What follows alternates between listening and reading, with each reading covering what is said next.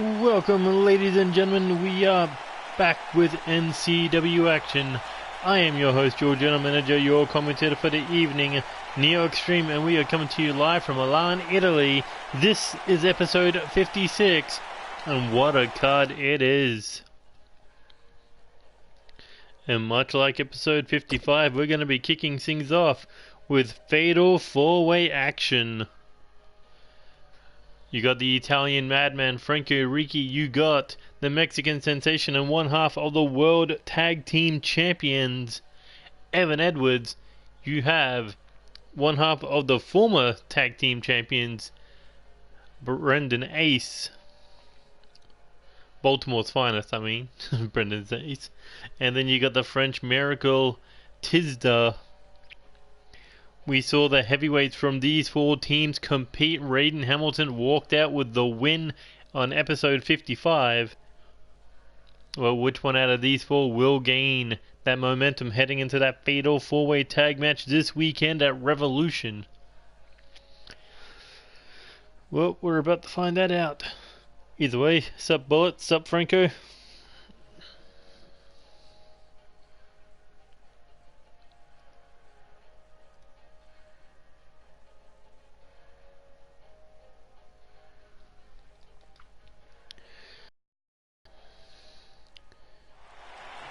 Ah, fuck, I forgot to take out in. Alright, should we do entrances? Yeah or no? It's not an episode without entrances. Fucking... I don't know why 2K does this shit to me. I fucking hate them. Hate them, hate them, hate them. Hate. I really need to go through the menu for that shit. Wait.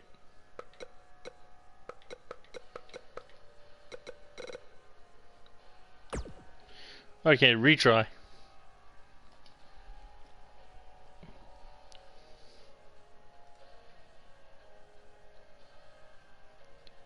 Isn't there a way to put on the entrances during the load screen?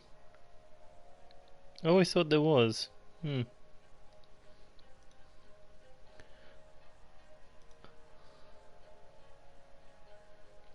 I really gotta look into this shit because I don't want it doing this during Revolution.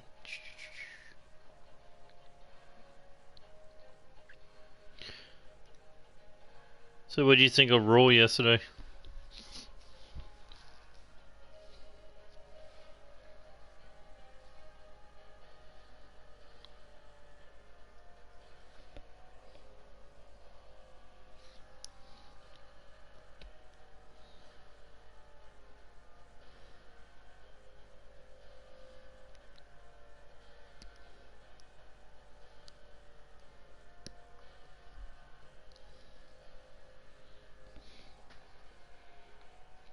Neither do I, but I still watch the trimmed versions on YouTube.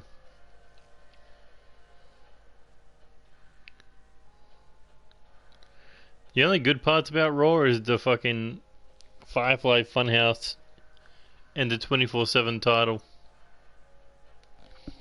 Which is odd because fans completely shat on that the first time they heard it. Fucking... I'm more interested in NCW than I am on Raw and SmackDown.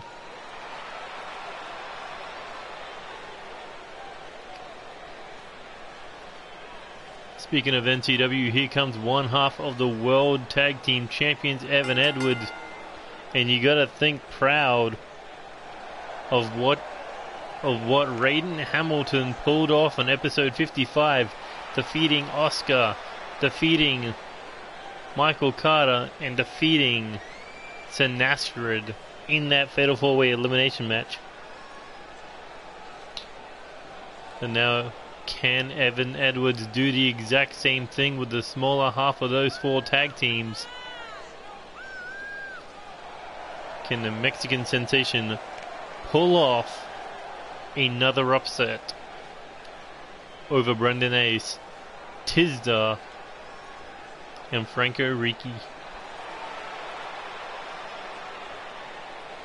The puppy and a granny beating up police officers was... What?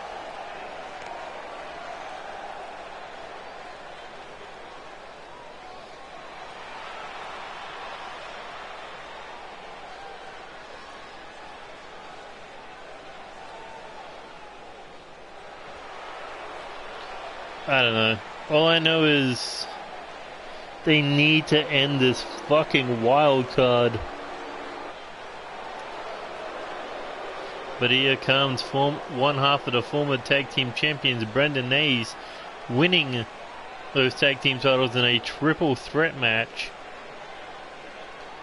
during the Champions Carnival, defeating the current champions Golden Greatness alongside Red Anarchy's Josh Sniper and Austin Collins. However, last week these two, Brendan Hayes and Michael Carter, lost those tag team titles to Evan Edwards and Raiden Hamilton. Brendan Hayes, no doubt about it, thinking that it was his fault due to the fact he was pinned in that title match to lose the tag team titles. But now, after having that taste of gold, you gotta think Brendan Hayes, Michael Carter, they want those tag team titles back around their waist at Revolution.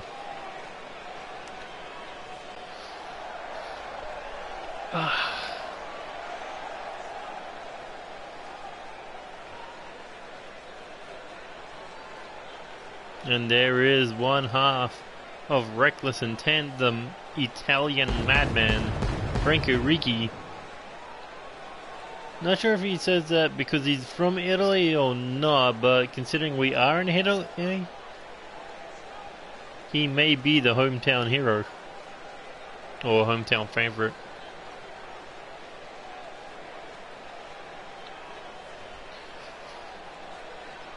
But either way,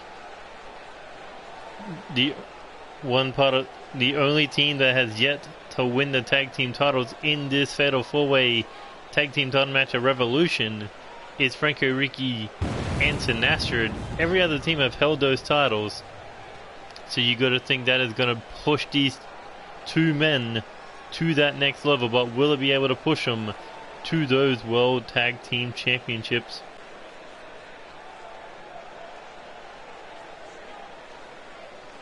That's a dumb reason to waste your fucking money. But here comes the French Miracle, Tizza.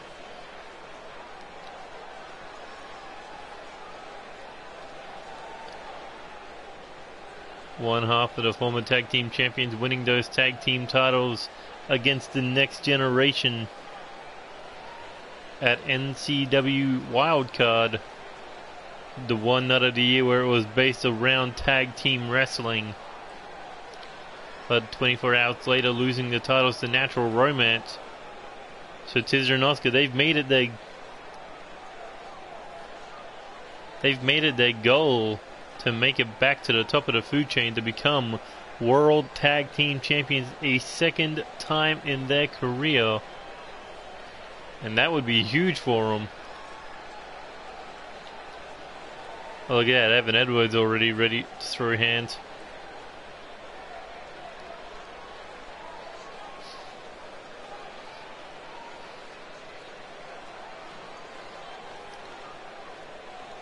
I call that the Baltimore Triangle.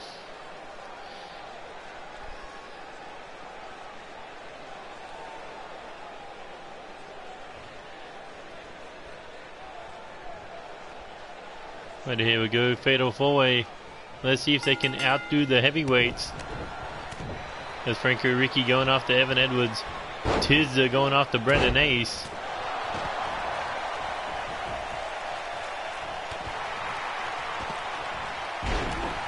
Don't worry, you didn't really miss much.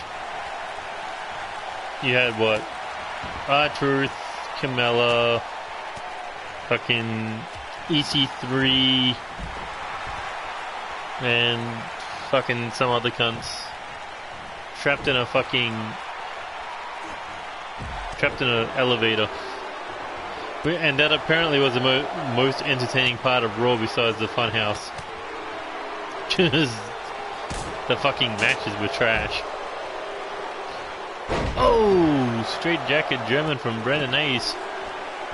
If he can't get his hands on a French Giant, he's gonna do damage to the French Miracle.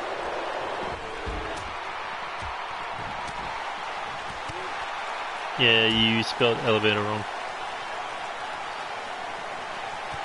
I'm like, why would you hashtag that? That was dumb. Oh my god. Pump handle sit out X Factor on the outside, but Tizda making a mistake, turning his attention to Franco Ricci, and Brendan Ace still not done.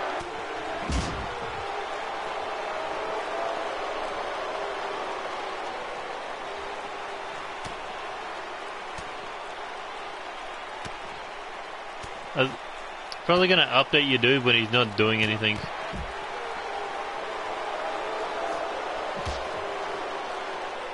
But Tizda looking to smash Franco's head straight into the announcer's table. Ooh, followed up with a European uppercut. Franco Ricci being thrown back into the ring.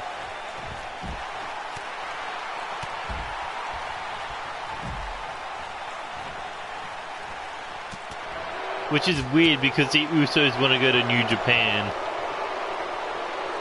Because the fucking Gorillas of Destiny won't stop calling them out. Hey, I will continue to call it all ego wrestling. I don't fucking care. Because none of them are elite. They're all fucking sellouts. Oh my god, corkscrew neckbreaker on the outside. I think Brendan Ace may be a little pissed off that Evan Edwards took the tag team titles away from him. Because he's looking to do it a second time.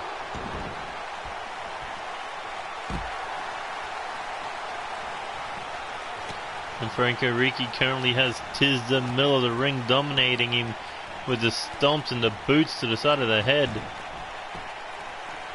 Evan Edwards smart not to get hit with that neckbreaker a third time. Ooh. Franco bringing down the double knees, kick to the body, hooks the head, Brendan Ace. Oh, brain buster on the knee. Franco, oh, hits a pump kick. Brendan Ace rolls through, hits the kneeling super kick. And now just beating into Evan Edwards. He wants to send the champion home injured.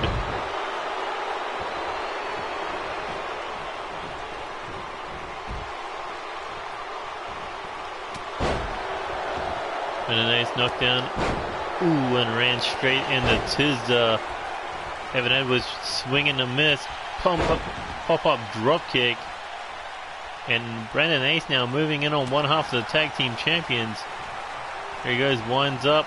Oh, and needs a forearm, but Tizda, attention on the champ. Could have been looking for that alley-oop bomb. Or alley-oop face buster, either way. Oh, there's the palm strike. That could be the knockout strike to Franco Ricci. 1, 2. Ooh, and the Italian Madman just able to kick out. Forearm to the back, kick to the knee, here we go. The reckless knee strike. Oh, and there's blood in the water. 1, 2, 3, no. Franco wondering what does he have to do to get an elimination in this match. As Brendan Ace and Tizda brawling on the outside. Franco looking to pick him up, but no, knee to face, puts him down. And look how smart Franco is to roll out of the ring.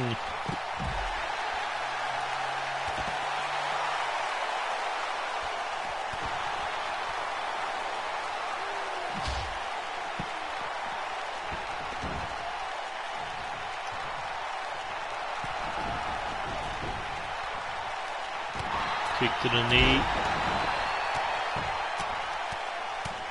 Here he goes. Oh, neckbreaker on the outside in the ring. Brendan Ace saying Tizda's going to be done.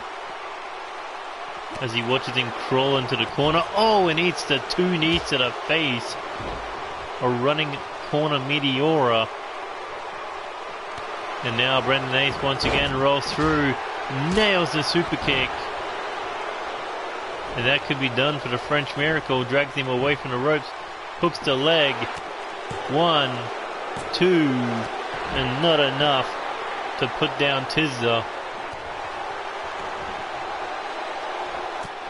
Shoved to the face there by Franco.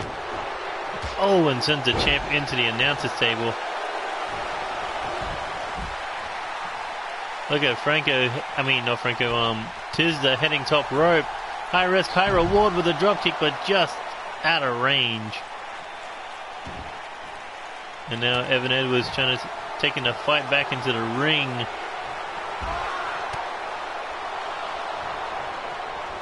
What the hell? Looking for a submission on the outside. That's interesting. Oh, but he went head first into the barricade. Evan Edwards throwing Franco out of the ring. What's he got in mind here? Shot to the head. Here he goes. DDT on the ring apron.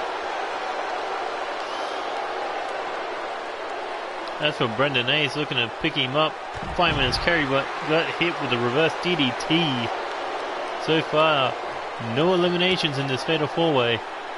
Oh, that's a good start. DDT on the outside. And Tisza now looking to throw down with Evan Edwards.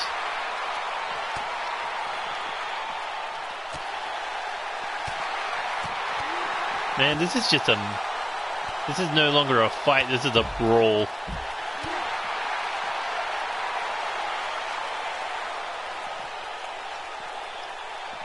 But Franco's focus has been on one half of the tag champions. Oh, look at this. Caught Tisza when he wasn't watching. Oh my god, just hooked him in the jaw. Here he goes, looking Irish whip into the corner now. Oh! Evan Edwards took out the leg of Franco. And a little bit of a mistake there. Basically offered himself up to Brendan Ace to just brutalize him. I think it would have been a bad place for Tisza if Franco got what he wanted. But Tisza, oh, hits the Tisza's twist. 1, 2, and not enough to put Brendan Ace down for the 3. Big European uppercut there. Franco once again looking to get him in the corner, but no luck. And he got picked up. Oh my god, hit with that driver. 1, 2. Oh my god, even that air raid crash wasn't enough.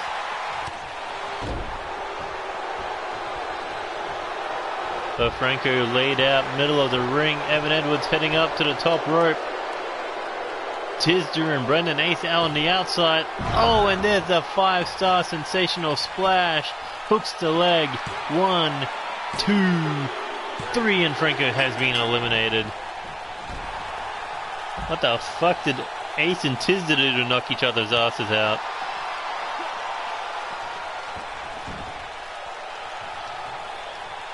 But either way, now we're down to 3. The 3 former tag team champions currently sharing the ring. Oh, kicked it. Massive shot to the body there with a knee strike. But Evan Edwards not staying down, no matter the blood loss.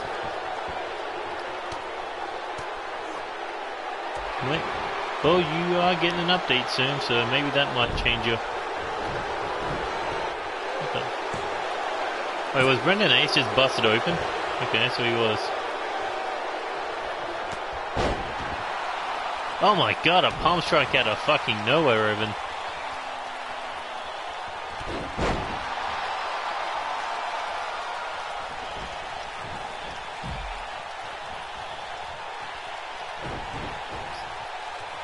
You need to direct message me your update details. But either way, Brendan Ace Irish whip into the corner now. Oh, counter. Eats a back elbow, and now Brendan Ace floats over. Hits the DDT.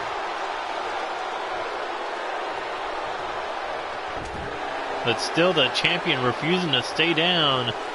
Hits the belly to back suplex. And look at this, perfect setup, middle of the ring, heading top rope. Could be looking for a second elimination. 5-star sensational splash. And is that going to be it for Brendan Ace? 1, 2, 3. And the champion with 2 eliminations thus far hits the neck breaker.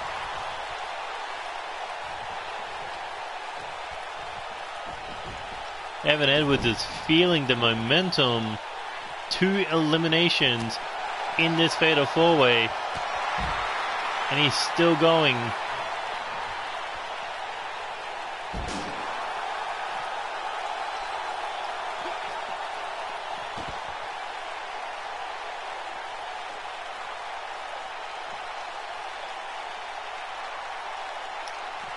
Tisdale now just throwing him back and forth on the outside of the ring.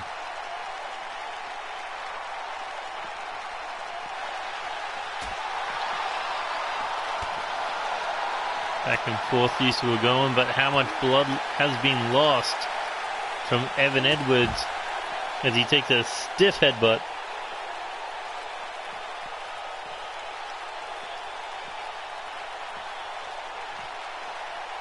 Oh, and head first into the stairs.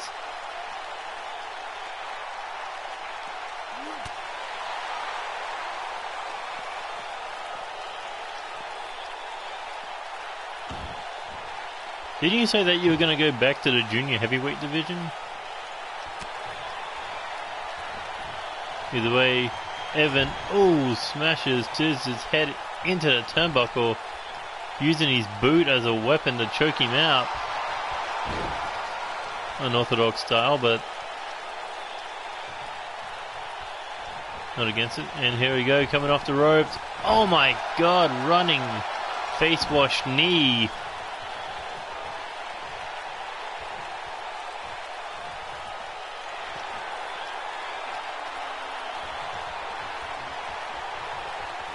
And here we go, looking for that Mexican crash. Middle of the ring, hooks the leg. Can he get a third elimination? 1, 2. No, not enough to put down Tisdale, but now stumping the back of his head. And look at the blood, it just keeps flowing. Here he goes, looking Irish whip into the corner. Now Tisdale in trouble, able to avoid whatever Evan was thinking. Oh, and that was a weak looking fucking kick. Tisdale has just been taking punishment thus far.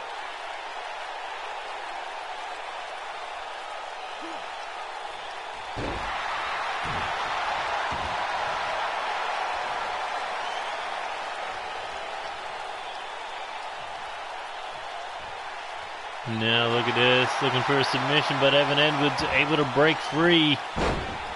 Sweeping the legs, Tisdale goes head first into the mat. And now Irish whip into the corner, tries for a stomp again. Missed. Again, neck breaker. Perfect setup. Champion heading top rope again. No, doesn't go for the 5-star sensational flash, goes for the leg drop. 5-star sensational splash. And here he goes now, looking to wind up. Oh, hits a cartwheel, elbow strike. The European uppercut, staggers him against the ropes. What's he got in mind here? Throws him out. Tisdale looking to put it all on the line here. Tornado, no! Barrel roll through the ropes. The French Miracle still not satisfied. But getting a little too excited. Evan Edwards caught him with a boot to the back of the head. And now, back in the ring. Head first into the ring apron. Followed up. High knee to the side of the head.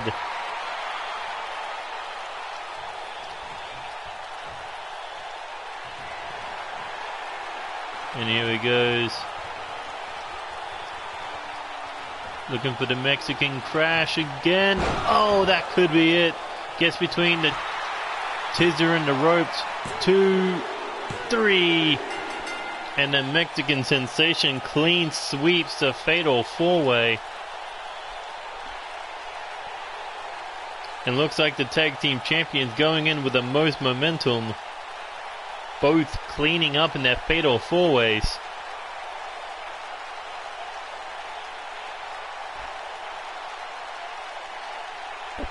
Well, that is why he is a former undisputed champion.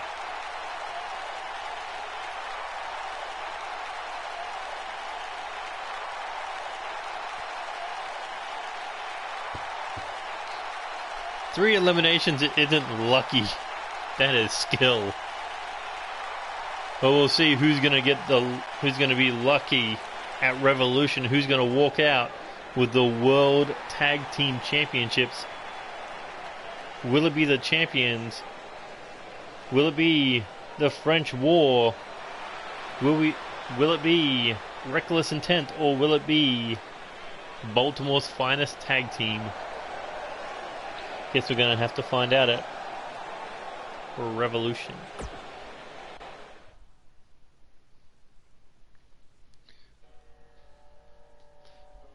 So which fatal 4-way match was better? The heavyweights or the smaller dudes?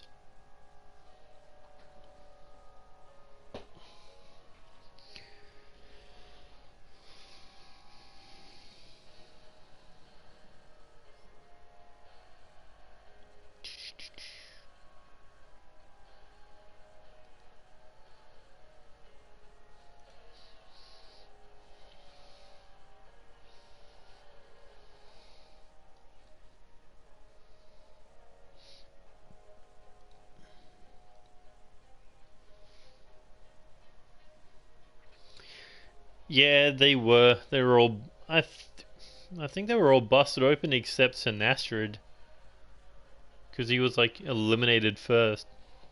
And I don't think Michael Carter was busted open either.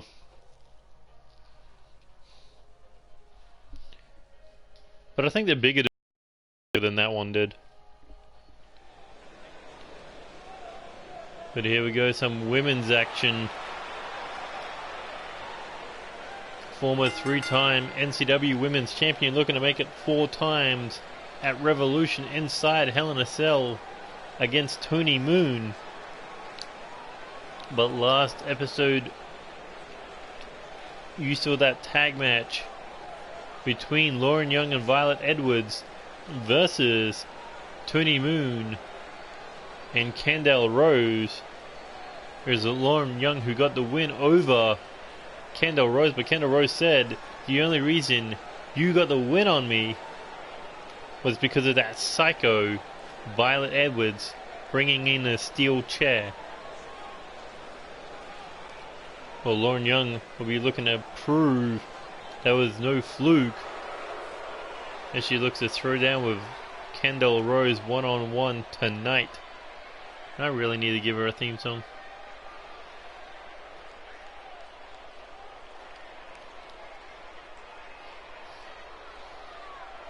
And there you see the first ever Women's North American Champion looking to become the first ever 2-time NCW Women's Champion. North American Champion. But Candice Rose wants some momentum going into that 30-minute Ultimate Submission match against Violet Edwards. You gotta believe Candice Rose was overlooking Edwards, thinking about the title only. But after that attack and that tag team match, you gotta think her focus is now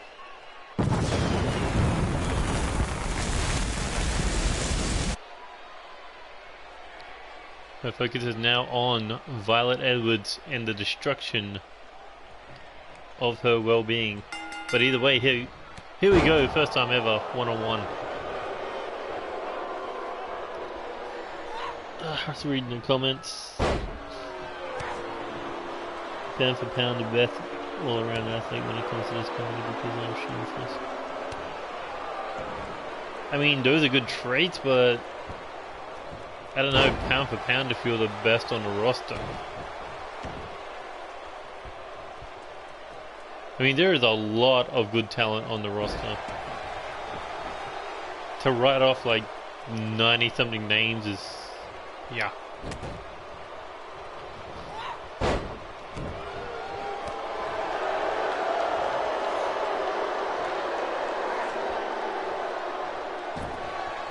Oh yeah, Kendall Rose has really good outfits.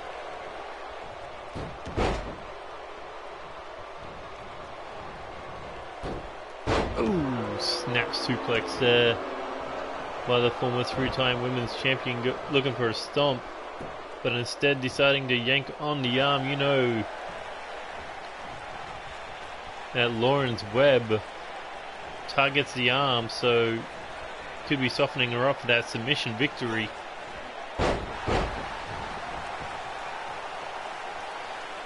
But the question is, how many people try to copy her outfits?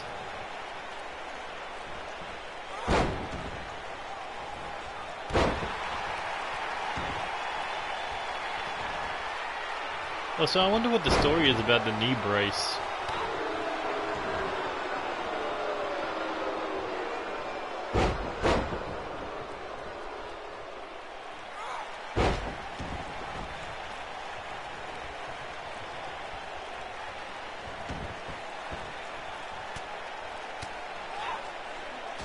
Isn't only one of them still doing cool? Speaking of the one, Kendall Rose currently in control of Lauren Young here. Maybe a victory over Lauren tonight could potentially shift her up in that women's championship ranking. Especially if Lauren Young was to win the women's title again.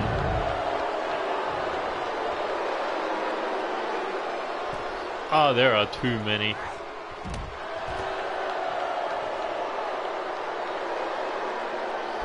I don't blame her.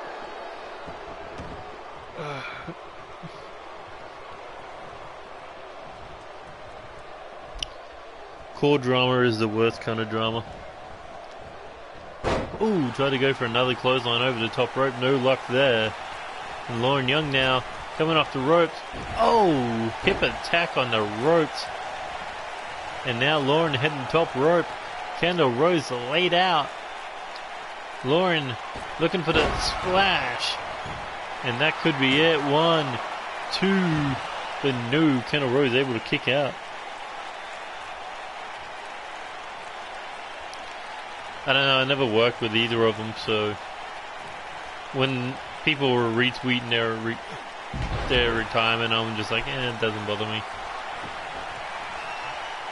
I know Black Heroin was like really big to Unite, so I don't know, they could have lost something.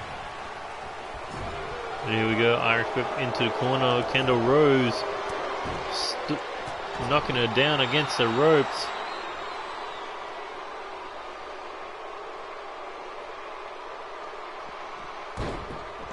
And a drive-by drop kick. That could be nighty-night Lauren Young, because we've seen Kendall Rose put people to sleep with that move, but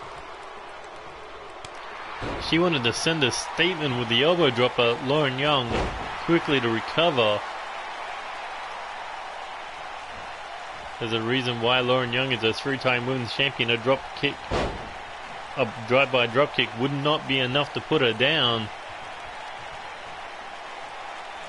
But Kendall Rose now goes in for the cover, wasting a little bit too much time floating as she has Lauren Young down. No matter what she hits her with, Lauren Young keeps getting back up, but a drop kick may keep her down. As Kendall Rose now picks up the former 3-time champion, winding up on that arm. And Lauren Young seeking body shots to break the lock. And now Lauren Young kick to the body, hits the DDT, hooks the leg out of nowhere. Not even a 2 count. Lauren Young hits the double knees, looks back, hits him a second time. And was looking to pick her up, but no. Kendall Rose with the European uppercut, looking for the kick, got caught. And now once again, Lauren Young stalking the first ever Women's North American Champion. And there it is, Lauren's Web. The move that put Kendall Rose away last week, but this time able to escape. That's a problem when you're trying to lock it in on a smaller opponent. They can slip out a lot easier. Now here we go, Irish whip into the corner. Oh, Intiguri into the body. Kendall Rose goes down. Lauren Young with the snap mare, looking for the cover. 1, 2. Yes, you do have a match later on tonight, David Orton. Kendall Rose with the high knee. Could be the knockout shot. 1, 2. But not enough to put down Lauren Young. Here we go now. Irish whip into the corner.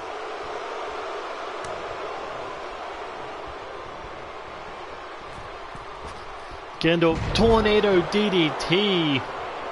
Holy shit. And once again into the corner. Kendall Rose might have been looking for it a second time, but Lauren Young was able to fight out of the corner. Shot for an Insiguri, legs too short. Oh, and took a slap to the face. As Lauren Young heads top rope. Could be looking for that splash again. Oh, hits it a second time. 1, 2, 3, and Lauren Young picks up the win.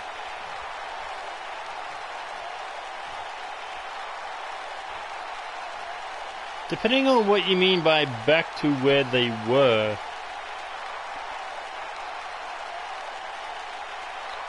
Because WWE has gone from 9 million views to fucking 5 million to fucking 3 million. It looks like Lauren Young prepared for her match against Tony Moon inside Hell in a Cell.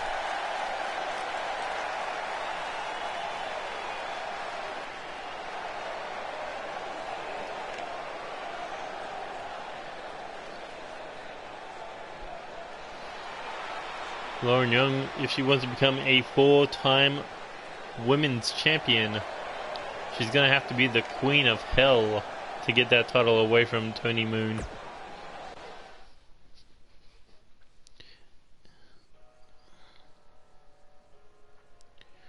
That's it's not that they do put on good quality or if they put on bad quality. It's that the internet exists. And it's like, all you gotta do is just go on Twitter, go on YouTube. Fucking, you can find who wins. All you gotta do is just Google search fucking WWE Raw and you find out who wins thanks to fucking Bleacher Report. It's now that there's just no excitement in WWE because of spoilers. Or fucking, you know, it's just, you can't get back to 4 million views when there's so many people on YouTube spoiling the results. It's like, okay, What Culture does it, Wrestle Talk does it, Cultaholic does it, Stephen Larson does it, fucking everyone and their goddamn grandmother does it. So, you don't have to tune into 3 hours of Raw to know if it's good or bad. You just go on the internet. It's not that hard.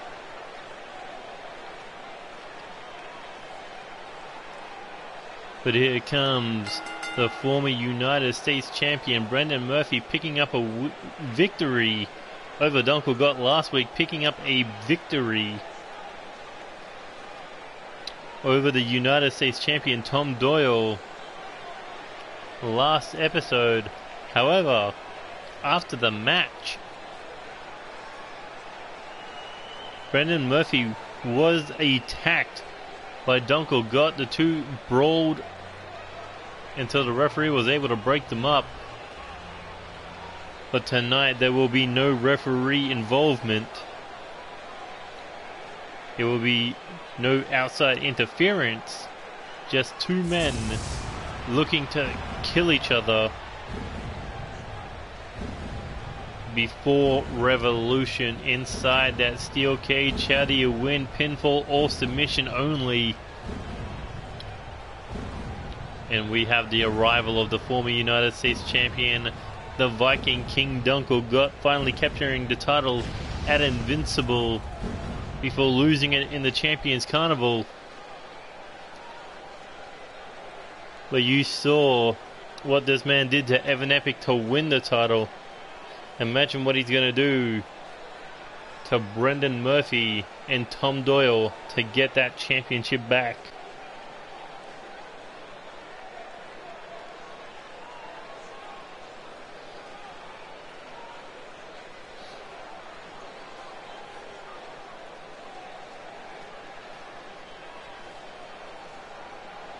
Look at this, Dunkel Gott. I believe this is his first steel cage in the NCW arena. But that's how personal it's become between these two, Brendan Murphy and Dunkel Gott. Both men, actually no. Brendan Murphy's got 2 single victories over Dunkel Gott.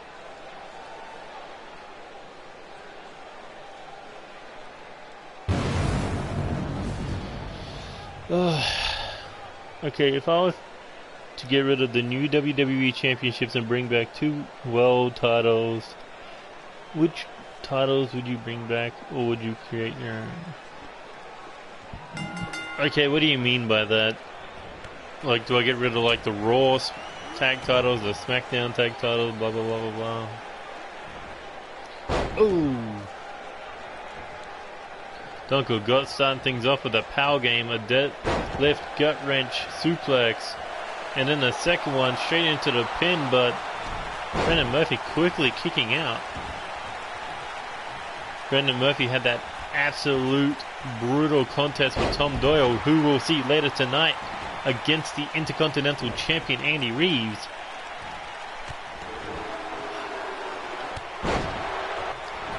Brendan Murphy now hooks the arm into the armbar, leg bar combination, middle of the ring. No rope breaks would break this hold. So it's going to have to be all Dunkel Gott to get out of this one. Oh my god, hits a spear.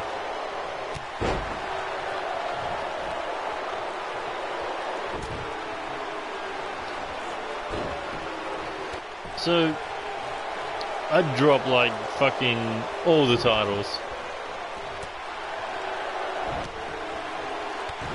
But I'd rename the Cruiserweight title the Junior. I'd basically just bring in all the titles I'd have in NCW. Wouldn't be that hard.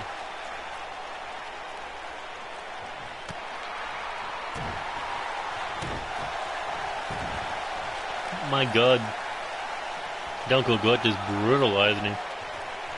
So it's like you got 1 major world title, 1 world title for the junior heavyweights, fucking tag titles, women's tag titles, 6-man tag titles, 2 mid-card titles, an open challenge championship, and a mid-card and a main title and a mid-card title for the women. It's just not that hard. Oh my god, what a spine buster out of Brendan Murphy. Bounced into the pinfall. But wasn't enough to put him down. And now where's Murphy going? There is no escaping this steel cage. But I think he just wants that height. But Dunkel Gott was too close.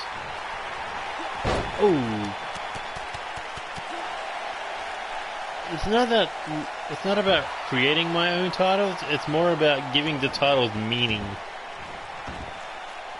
Because it's like, okay, so you got 2 world titles. That kind of devalues the meaning of a world championship. And then you've also got the Cruiserweight title. which, you know, devalues it even more. Because technically speaking, the Cruiserweight title is still a world title, or it should be treated like a world title. If it's not, then that's a fucking major problem. And then the reason for 2 mid-card titles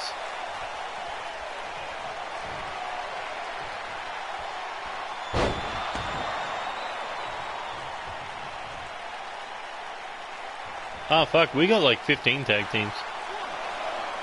2.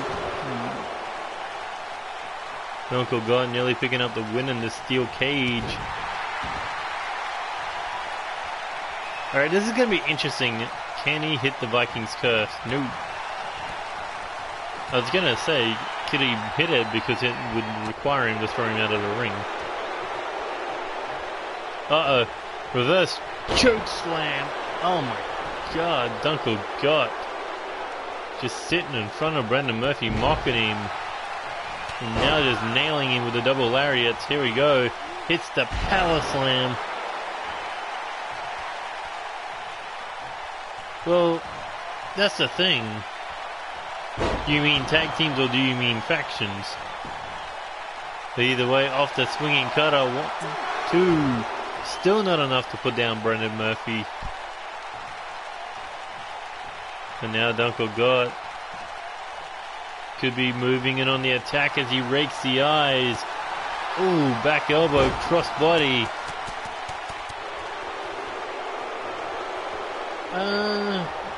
Well, in mine it's because... Oh, and that could be it. Brendan Murphy with the lifting DDT, and just like that, it's all over for the Viking King. And you were taking my attention away from the matches. But damn, there is no stopping Brendan Murphy heading into NCW Revolution. He has one goal in mind: become United States Champion again.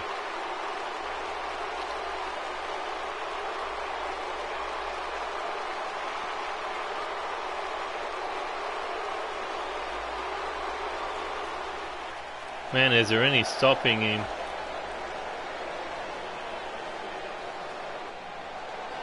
Man, that US title match is going to be one for the ages, I can tell you that much.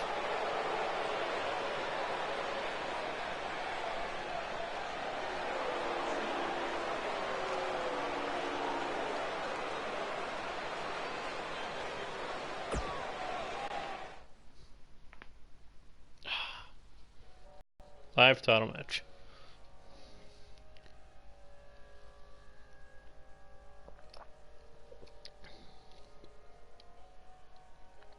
Oh no, you need way more factions than 4.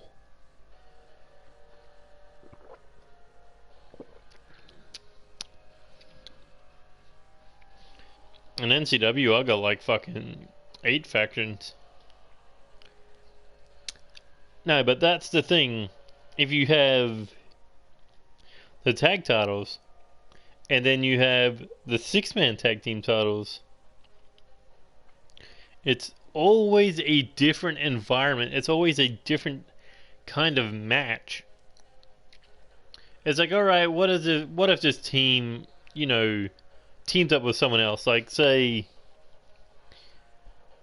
like Cesaro, Joe, and Lashley were a fucking 6-man team, or 3-man team or something. Like, it would add a whole new element, but if you took one of them out, they could still compete for the tag titles.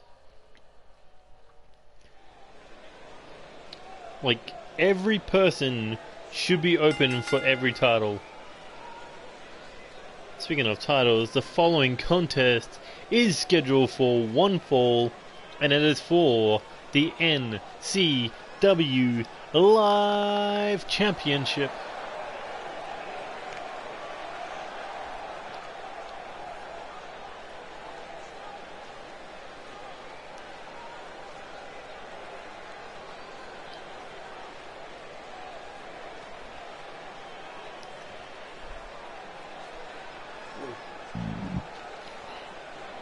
like, tag teams should not just be stuck to tag team wrestling.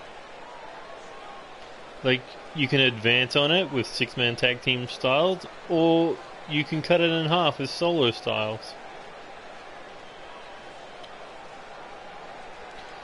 But speaking of, David Orton, former tag team partner to Angel Ramirez, but that only started to get off the ground before Angel Ramirez was sent to Japan to compete in the All-Stars tournament. David Orton says, I'm not going to sit here and wait for your return. I'm going to make a name for myself. I'm going to add my name to the record books, and it's going to start by winning his first championship in NCW, the NCW Live Championship.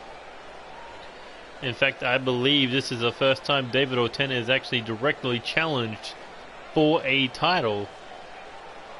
He has been in #1 contender matches for the tag championship, but never competing for a title. Big Tito was live champion like 2 weeks ago. Or was it last week? No, last week he lost the title. It was the week before he won the title. Big Tito is going to be at Revolution.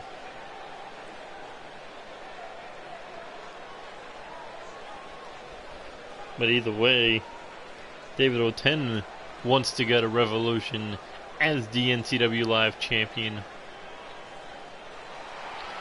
But he's going to have to get through the Latino Monster in order to do so.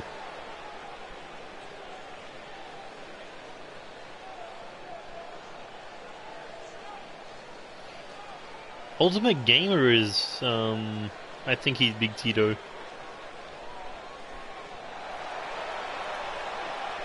But either way, here is Eric Lopez. First week on the job didn't go so well, but his second week off to a great start, first capturing the NCW Live Championship by defeating Trevor Lee White on NCW Live, and then going on to defend against Yuri Kato on episode 55. Now looking to double down on these title defenses, looking to make it 2 in a row, but he's got to get through David Orton first. And look at David Orton sitting on the outside, focused, ready to go for his first ever championship opportunity.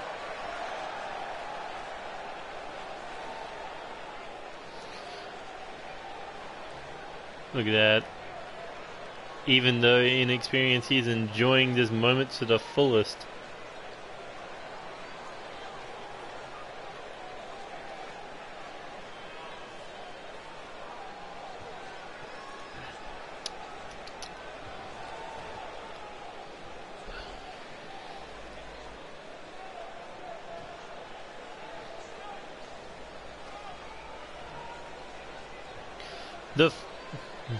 Introducing the challenger. He is the man accepting the open challenge for the NCW Live Championship, David Orton. And introducing the champion, he is the reigning, defending, undisputed NCW Live Champion. He is the Latino Monster, Eric Lopez. I could see that as a tag team, Eric Lopez and Evan Edwards. The Mexican sensation, the Latino Monster. You're looking at Latino's fucking most dangerous tag team. Either way, that's what's on the line tonight. That's what's on the line every night. That Live Championship. And here we go.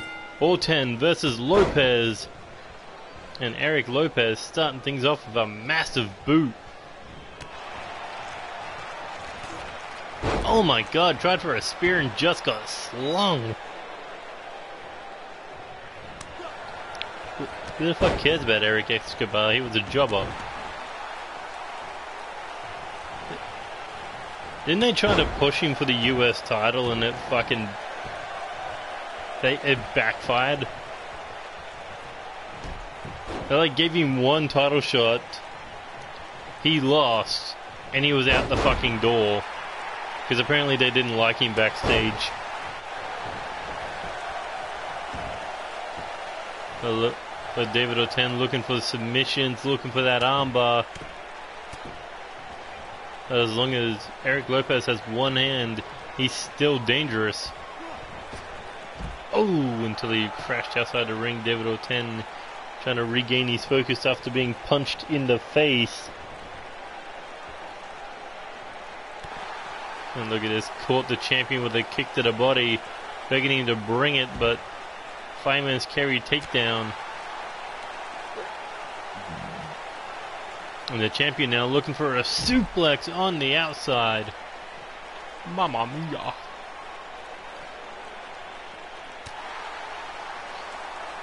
Ooh, David Oten boxing. He is now looking to throw boxing jabs.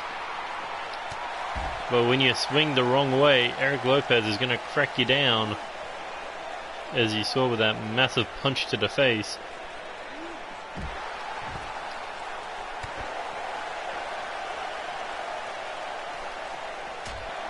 Shot to the face, another one, a crack to the back, and now back on the shoulders of Eric Lopez. And, oh, dropped face first on the ring apron. Eric Lopez continuing to throw strikes, but David Oten just can't get the momentum going as he lands body first on the knee. And look at this big pop-up pump elbow to the heart of David Oten. Oh my God, David Oten is just getting treated like a child in this one.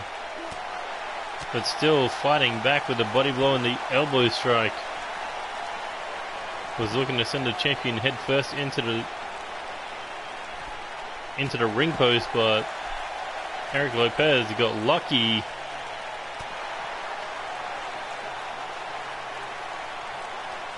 You can't tell him what he is and is not. And here we go, head first into the ring apron. David Oten regaining momentum in this match, and now has the champion up on his shoulders. Look at this, massive spin, airplane style. Whoa, whoa, whoa, whoa, and now we're going backwards. My God, the power, the balance, the mental fortitude to not pass out or throw up. Because I got sick just watching that. Ugh. I guess so did he. Oh, fuck no, absolutely not. Scott Steiner to WWE is what Jericho is to New Japan.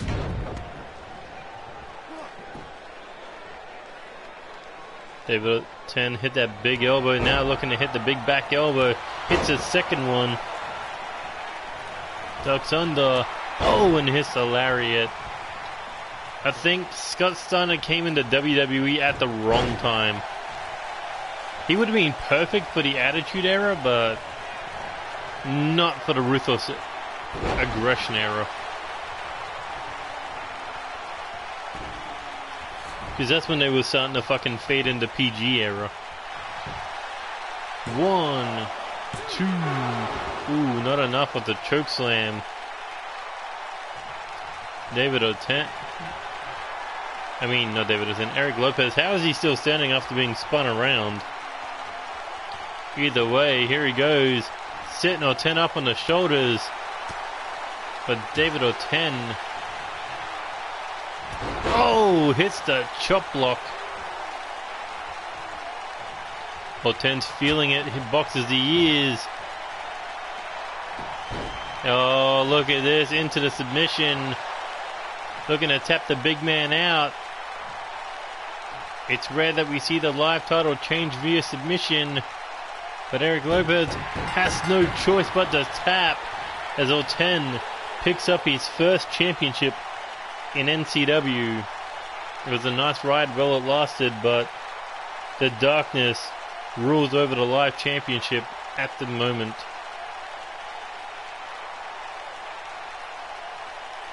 I wonder if anyone can beat him to make it an 8-pack challenge. They go one night to do it.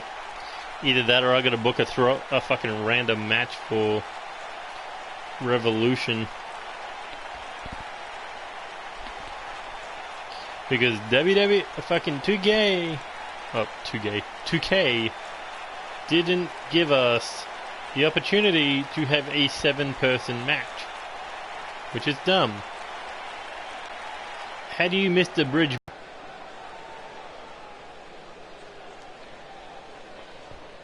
But either way, David O10, championship in hand. Question is, will there be anyone on the roster who can stop him? Is there anyone in that match at Revolution who can stop him? Because he just tapped out the Latino monster.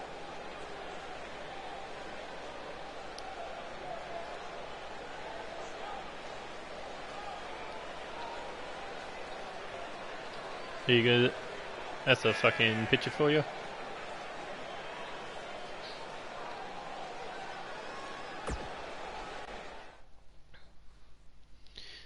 Alright. Women's street fight.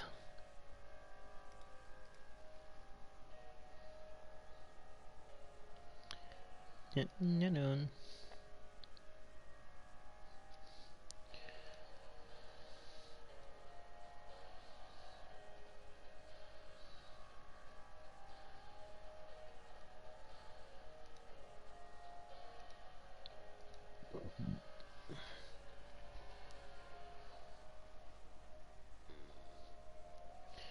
List 3 wrestlers who made a mistake showing up for wrestling.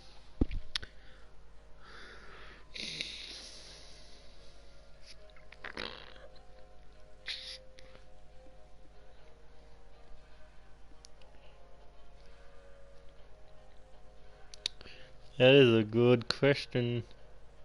I mean, you can't really say that it's a mistake that they tried because they wanted to be a wrestler. It's not their fault if they sucked or not.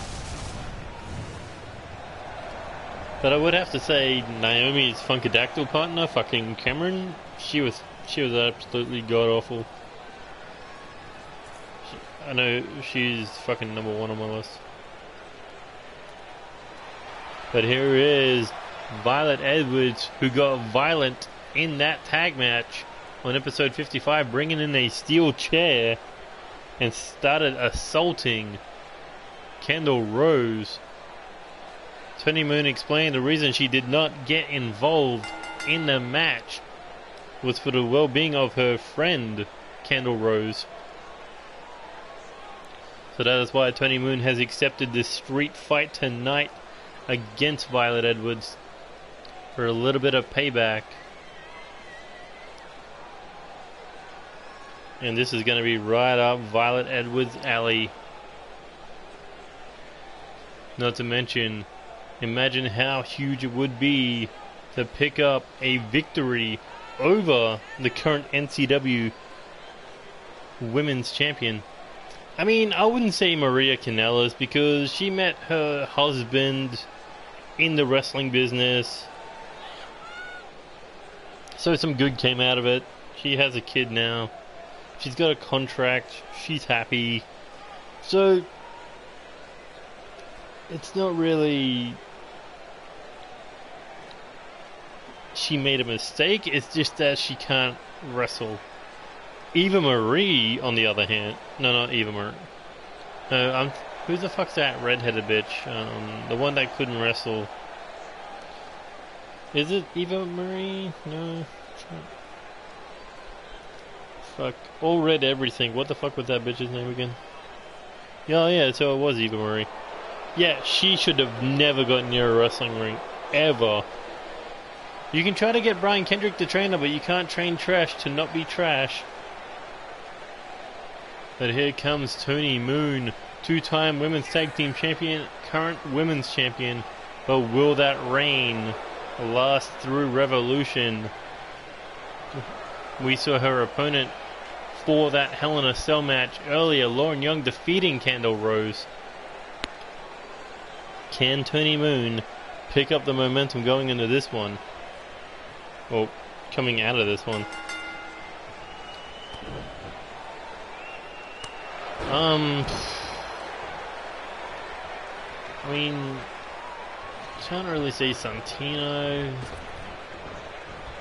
because much of a jokey. Fucking can't say the Bella Twins because they got something out of it.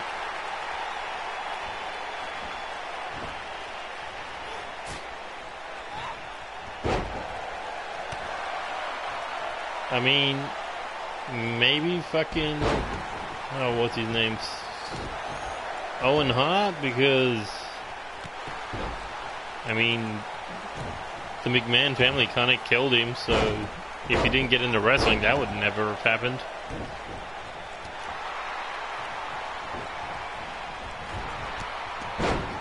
But Tony Moon drop kick there to the chest. Here she goes for another one, this one in the head.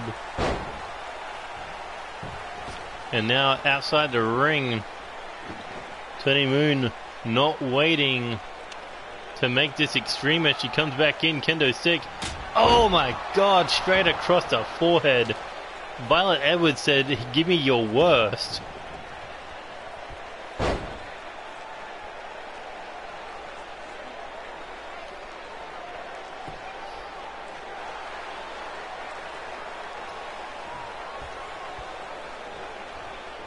Here we go, back up, back elbow, no. Hooks the head. Violet Edwards takes a knee straight with a kendo stick struck her. And now Tony Moon, ooh, hangs her up on the top rope. I don't fucking care. They can get offended all they want. I do not care. But either way, Tony Moon now coming in. Drop kick to the back of the head. My God, Tony Moon. She is just honed in on Violet Edwards' head right now. Oh, and a strike to the head knocked her down. Tony Moon head and top rope.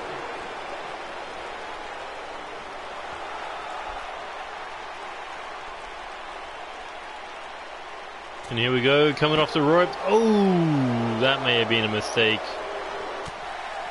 But it was more Violet Edwards was able to avoid over Tony Moon missing. But now this is broken out into a street fight. And Violet Edwards getting a little dirty there, grabbing at the hair of Tony Moon, whipping it back head first into the ground. And now dragging her head first into the ring apron. You got to think Violet Edwards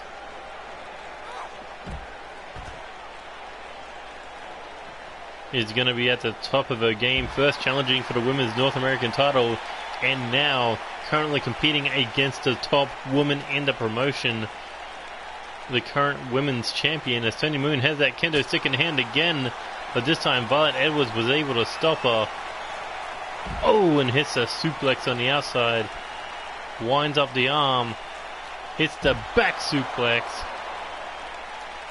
And Violet Edwards still not done.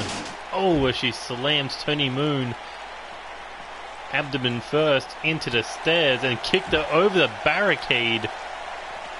Tony Moon back over. Now looking to get back in the ring to take the fight to Violet Edwards, spinning back fist.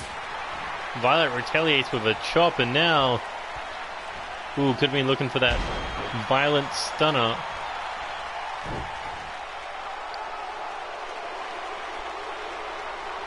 Look at this, Tony Moon just stalking Violet Edwards now. Irish whip over the top rope, crashing to the floor before the champ gives chase.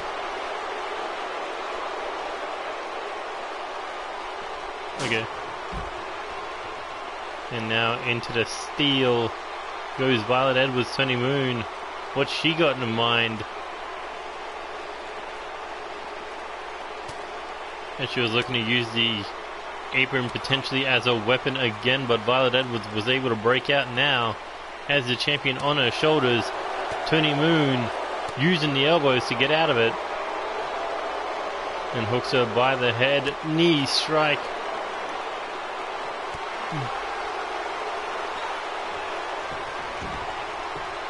Okay, so for that one to be answered, is this 3 wrestlers who joined WWE and then left the company?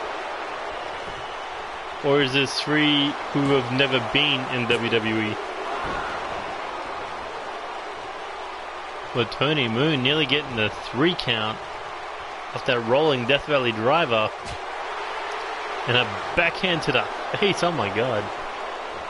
Well, Violet Edwards thinking running Bulldog. That's a good way to retaliate.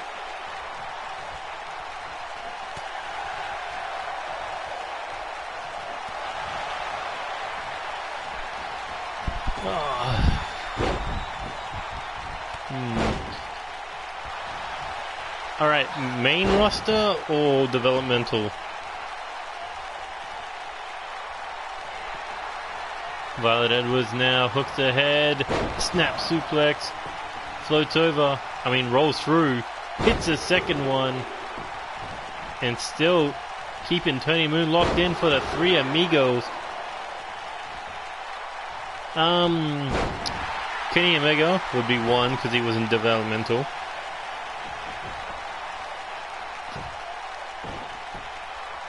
Because he went from developmental to fucking IWGP Heavyweight Champion, putting on multi-star matches. Being named the best bout machine, so Omega, 1. EC3 is another one. Because EC3 was a fucking... No, I wouldn't say Gallows. Because he was only a tag champ. Big Whoop, fucking, who cares? EC3, because he was a jobber in WWE's developmental system before it was even a system. And then he went to TNA and became the Golden Boy, beating fucking legends, winning world titles, being the main event of their biggest fucking pay-per-view. Number 2, EC3, hands down. And then number 3 is obviously AJ Styles.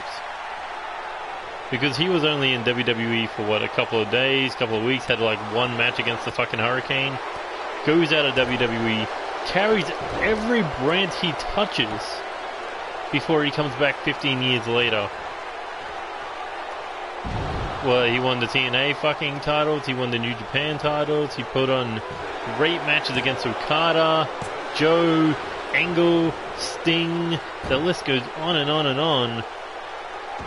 So the 3 would be Omega, AJ, and EC3, in my opinion. I wouldn't say Samoa Joe, Hernandez, Bobby Roode, and Eric Young were as big as AJ Styles, Kenny Omega, or EC3. But Violet Edwards, off the Violet Stunner, nearly picking up the 3 count over the women's champion. That would have been huge for her young career. But look at that, Tony Moon blocks the forearm. Apologize to the women, because I'm talking about other shit, not their match, but after rope hang 1, 2, not enough. The fans are on their feet for this street fight, even though only a few weapons have been, I think 1 weapon's been involved, and that was a kendo stick. Up, still more of a street fight. Oh, as Tony Moon stomping the knees into the mat. 1, 2, but still not enough to put away Violet Edwards. Violet Edwards, this is the kind of...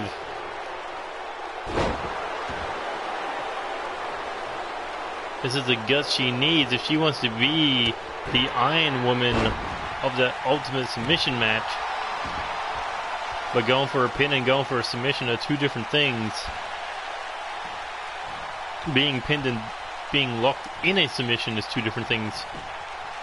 But either way, here we go. 1, 2, and still not enough. 3 wrestlers who were successful in every company they've been in. Well, obviously John Cena, because he's only been in WWE and he's successful. Yeah. But I'm assuming you mean people who have been in more than just fucking 2 companies.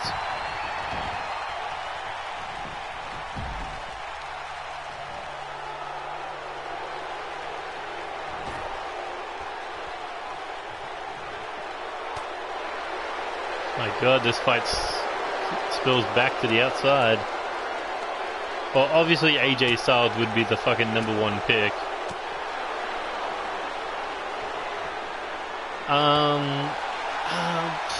I don't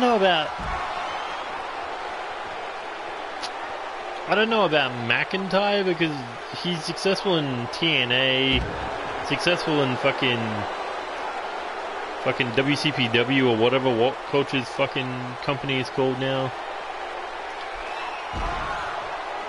Fucking in NXT he was successful, but I don't know if he's been successful since he's gotten back to the main roster. I mean, sure, he's won Raw Tag titles, he's competed at WrestleMania. Yeah, but back when Drew McIntyre was a part of it, or Drew Galloway, he was WCPW World Champion. This was back when fucking the 2 good Adams were running the company. My god, this has been a really great match.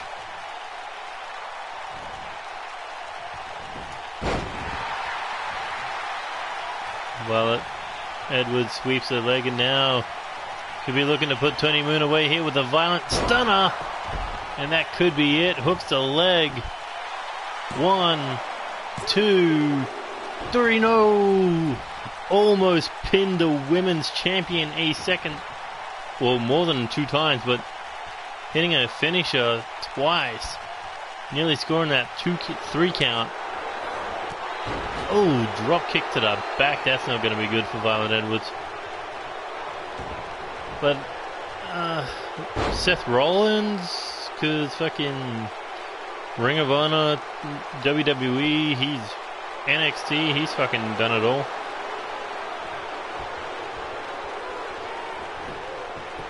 Kurt Angle is another one.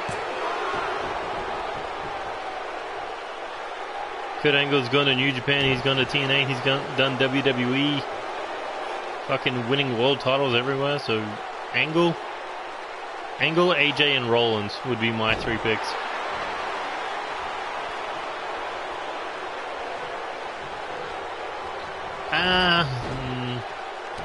No, I wouldn't say the Dudley Boys.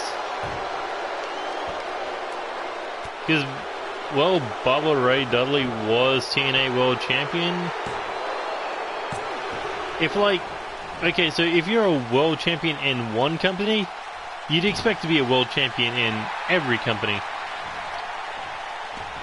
So, to the Dudley Boys, they are only successful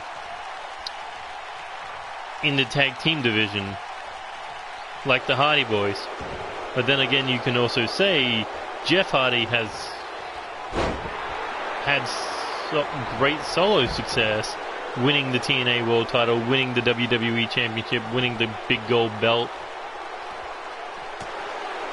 Matt Hardy winning the TNA title, winning the ECW title. Like the Hardy Boys have been more successful than the Dudley Boys. Fucking Christian has been more, successful than the Dudley Boys.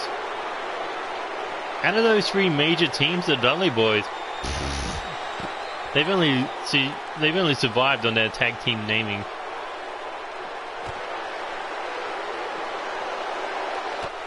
It's gone Edge, Jeff, Matt, Christian, Bubba, Devon. That's the success line from those 6. Oh my god. I swear to God, someone's going to come out of this one hurt. Oh my, what a beautiful Pele kick there from the champ. But you think about this, if this was Iron Woman match, There has been no pin as of yet, but that Pele kick might have knocked Violet Edwards out. 2, 3, and it did. Violet got knocked out with the Pele kick, but after so much damage to the head, you gotta think enough was enough.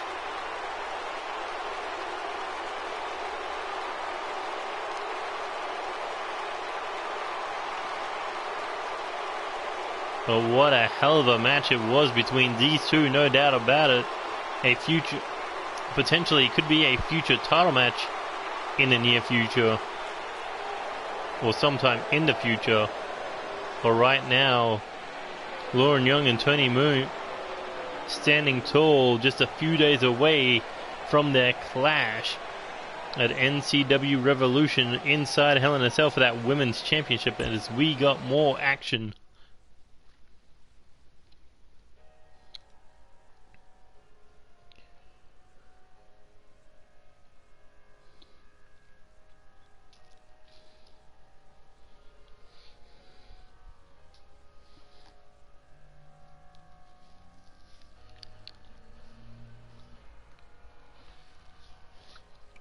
Hey, but look, didn't you say this is the match that you wanted to see?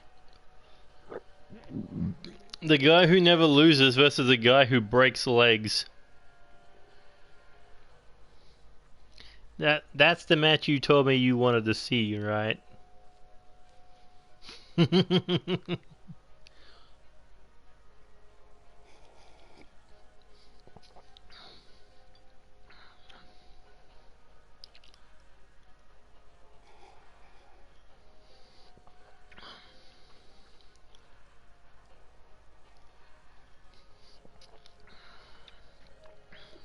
Well, here we go.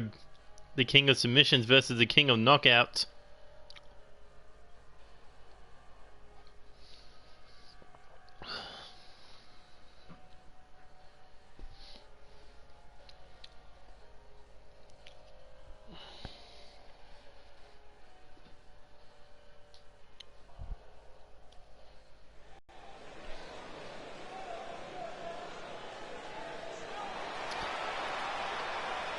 It's just because, I don't know why. I mean, it shouldn't be that hard to push Luke Gallows. I mean, okay, the whole Festus shit was stupid as fuck.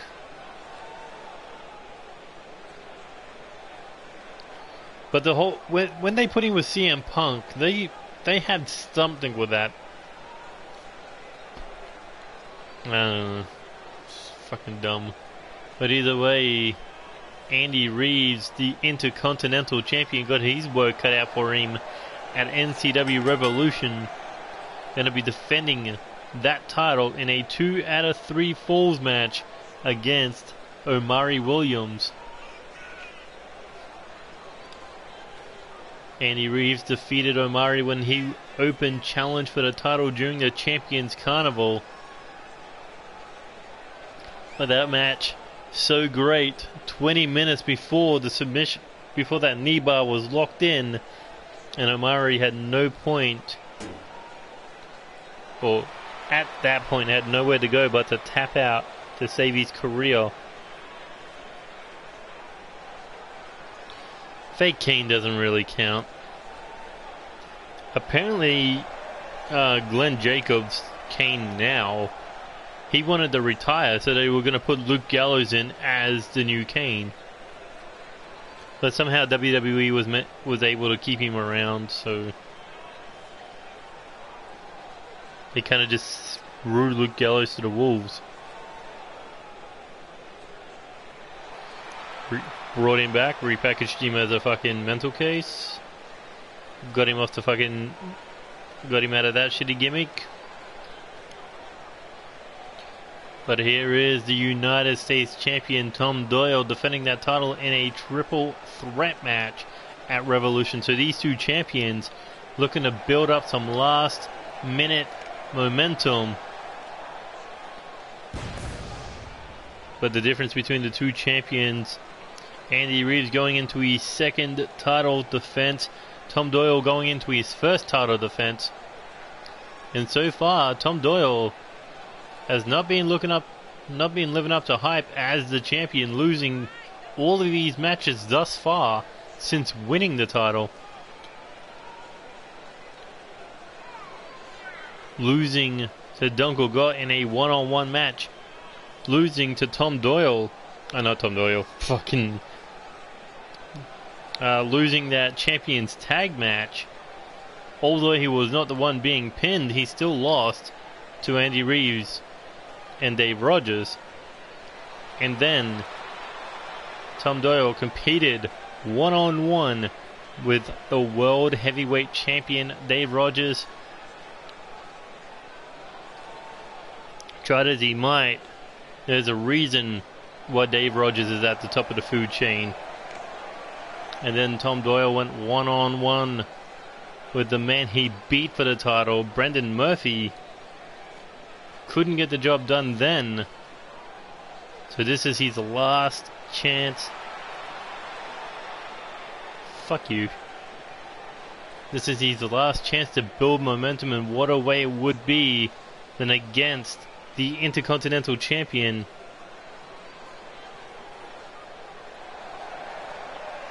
Yet, so far Tom Doyle has screwed Tom Doyle, because great athlete, but he just can't get the job done winning those matches. So yes, Tom Doyle has lost to Tom Doyle. But can Tom Doyle defeat the real deal submission machine, Andy Reeves, a knee breaker? And here we go, Intercontinental Champion versus United States Champion, and Andy Reeves already going for that leg. Well, in all fairness, he's just losing momentum matches. But he's been putting on a hell of a fucking fight, especially that tag match.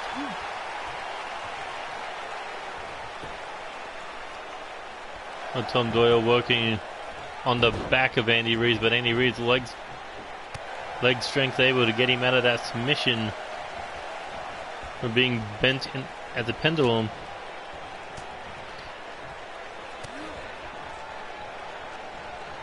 Hey, Andy Reeves is no easy fucking task. Oh, caught him with like a headbutt to the leg. Here we go now, Irish whip coming off the ropes. Andy Reeves again trying to go for that leg. Kind of served himself up for a powerbomb. It's Tom Doyle bringing the power, Andy Reeves bringing the speed.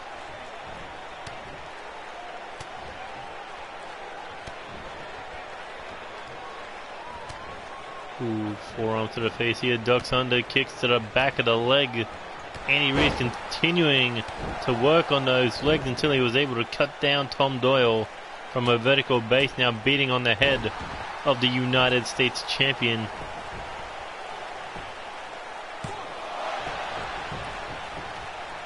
But able to kick out at the 1 count. Here we go, rolls him over. Tom Doyle kicks him off.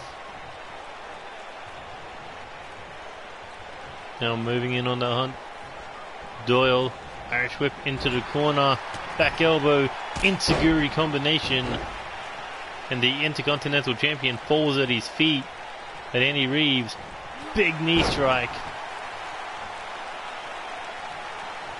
And the IC Champion, body blow there, now looking for the Irish whip into the corner, back elbow, enziguri of his own.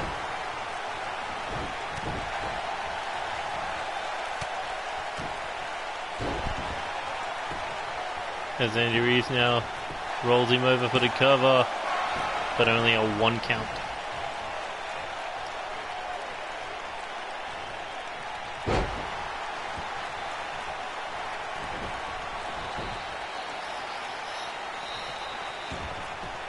Back into the ring, ducks under. Oh, and hits a back suplex. Looking for a German. Andy Reeves is being ragdolled here as Tom Doyle hits him with a 3rd suplex. And Andy Reeves holding his lower back there. Man, he was overselling the fuck out of that. And now Tom Doyle with a deadlift reverse DDT. And Andy Reeves had to get out of harm's way there. Back in the ring, Tom Doyle loads up the gun, and it may be a mistake. Straight jacket German. He may have had the gun loaded, but Andy Reeves fired first. And now was looking for that leg. But Tom Doyle hits the neck breaker as a counter and hooks the leg for the cover. One. Ooh, able to roll out. Here he goes, back up. Irish whip now into the corner. Tom Doyle turns him around. Oh, this is not good. But Andy Reeves hung up in the corner. The Intercontinental Champion looking at the US Champion in the other corner upside down. This is not good, because here comes coast to coast. Oh, nailed the Intercontinental Champion.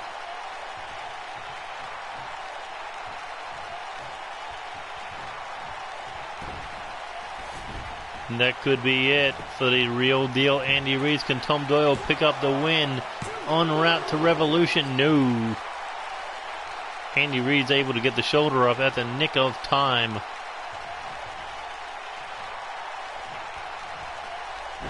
As Andy Reeves jacks the jaw, drop kick to the knee. And he is moving with focus right now. Back into the corner. Tom Doyle in trouble. Kick to the inner thigh.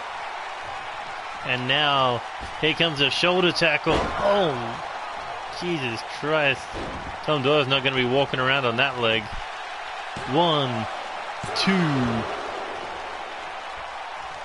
2. He's going to be on the plane of Revolution on a crutch. And now Andy Reeves stalking Tom Doyle. Here he goes. Looks in the knee bar. Tom Doyle reaching for that bottom rope. Luckily able to reach it. Bad positioning there by the IC champ. Tom Doyle hits the neck breaker. Pulls the IC champ back to his feet. Hits the shoulder tackle. Hits a second one. Andy Reeves back to his feet, throwing him over the top rope, but no. Doyle hangs on, heads to the top rope, and looking to come in with a double axe handle. Cuts down the Intercontinental Champion. And this is what this champion versus champion match is all about. Pride of the titles that you represent. And there's the go to sleep. Hooks the leg, but hand under the bottom rope. A bad positioning there by the US champ. But he had to think it was going to take a little bit more than that to put away Andy Reeves. As the two drag arms into the mat, Andy Reeves using the rope to get himself back to his feet.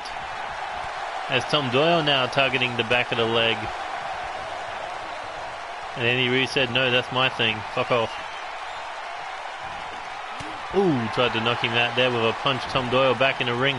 Lands in front of him. Hooks the arms. Andy Reeves in trouble. California. And that could be it for the Intercontinental Champion. Doyle hooks the leg. 1, 2, but no 3 count. What a hell of a match these two champions are putting on. This is why they are at the top of their divisions. And Tom Doyle now hits a deadlift German suplex, dumping Andy Reeves on the back of his head. Oh, but Andy Reeves jacks the jaw. Here he goes. Looking Meteora. Maybe taking a page out of Brendan Murphy's book. And now scissor lock around the neck. Floats over. Ooh. And keeping that grip. Kung Fu grip. Go. Yeah. That Tom Doyle unable to escape the grasp of Andy Reeves. He's just completely dominating him. Look at that. It's just total control over the United States champion. 4 flips before he goes in for the cover. 1, 2. But Tom Doyle still able to kick out. Andy Reeves goes for the stump, but Tom Doyle able to avoid. Back in the ring. Andy Reeves caught, kick to the body. And Tom Doyle looking to go. Oh, suplex into the armbar. Looking to teach Andy Reeves a lesson or two about submissions. As Tom Doyle. Oh no. No, no, no. No, no, no. Oh my God, trying to break the Intercontinental Champion's arm. And now looking to use the ropes as an advantage maker. 2, but not enough. Ooh, Andy Reeves with a good strike there. Now looking to send him over the top rope. Oh, struck Andy Reeves. He retaliated with an enziguri. I think it's just two champions trying to one-up each other, trying to prove who the better champion really is. As Tom Doyle goes head first into the ring apron. And once again, Andy Reeves picks the leg, hits the leg drop. I mean, Andy Reeves may come out of this one concussed, but Tom Doyle may come out of this one unable to walk. As Andy Reeves jumps the top rope, stalking the United States champion. Oh my God! Just launched him across the ring. Andy Reeves was looking for the shoulder tackle to the leg. Tom Doyle not letting it happen. But here we go, Irish whip into the corner again. Andy Reeves drop kick to the... I think he caught him in the rib cage. And now back into the corner. Oh, was looking for that shoulder tackle. Got stopped, back elbow, kick to the body. Andy Reeves has the US champion down on one knee. Now looking to drag him up against the ropes. Here we go, Irish whip. Oh, and a soccer ball kick to the knee. Tom Doyle in trouble.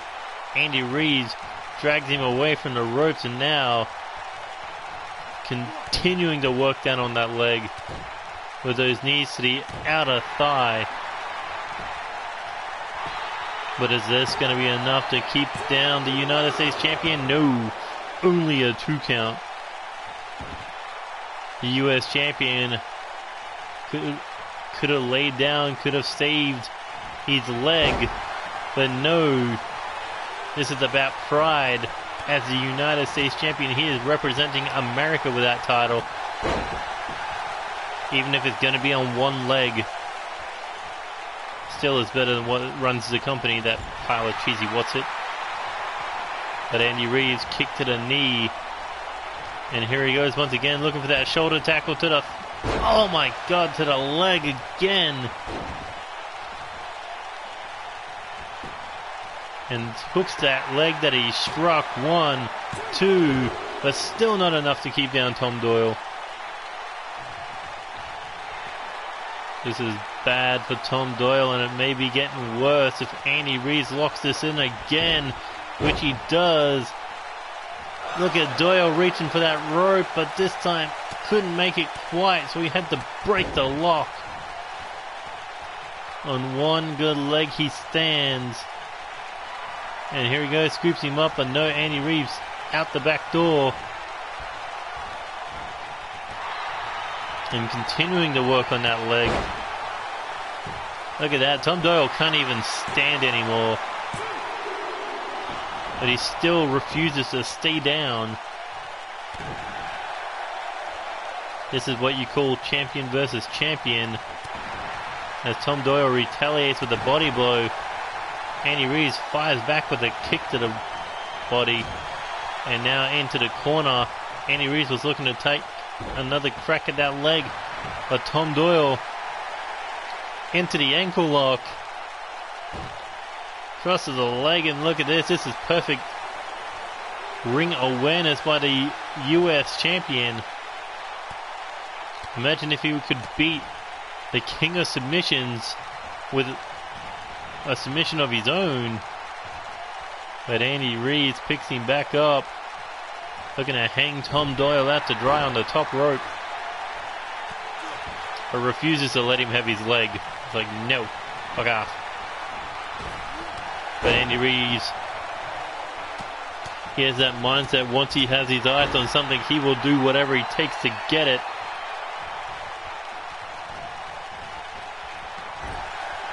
Now Tom Doyle in the corner eats a kick to the leg.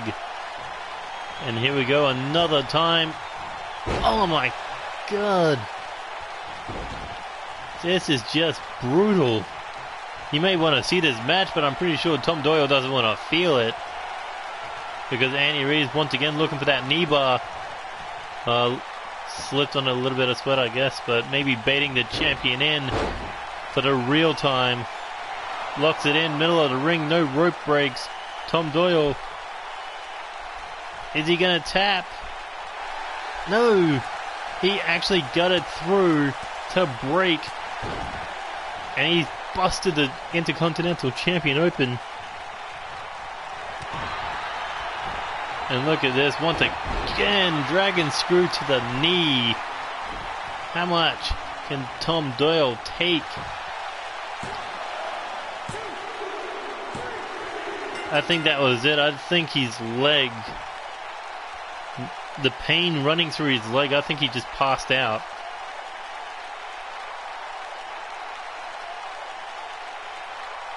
I mean, we've seen it before, people passing out from the pain. Considering how much damage he took, he refused to tap out. But off that dragon screw, I think enough was enough. I don't think that was enough to knock him out. I think it was more just the pain of that leg being torn apart, the ligaments bending to the point that they could have been snapped. But Andy Reeves standing tall. Oh, here comes the number one contender for the IC title, Omari, coding as him in the back of the head. Andy Reeves didn't see it coming. But Andy Reeves has a new leg to target, and Tom Doyle's just, way to sell, you asshole. But Omari Williams, did he make a mistake coming after Andy Reeves?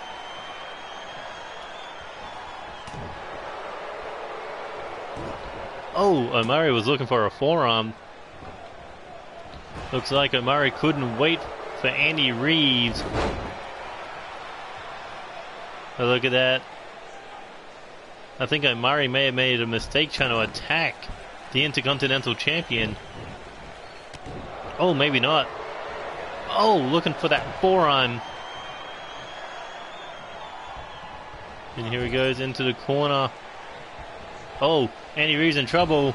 Rolling German suplex.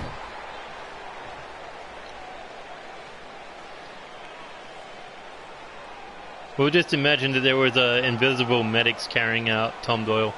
But Omari Williams sending a message to the Intercontinental Champion.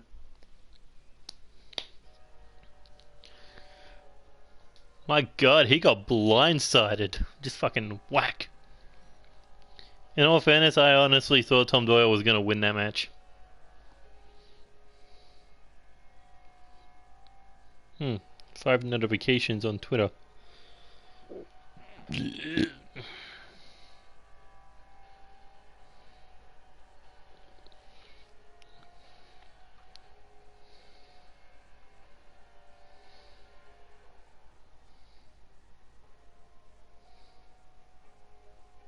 Okay, so Franco sent me 2 messages.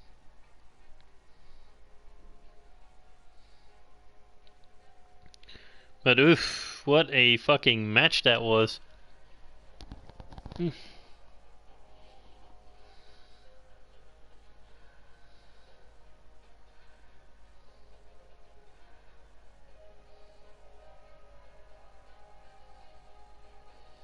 Is people still using the Ultimate Warrior fucking Twitter account? Seriously?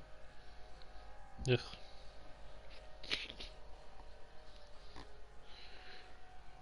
If there's someone who's dead, just stop using their fucking Twitter accounts.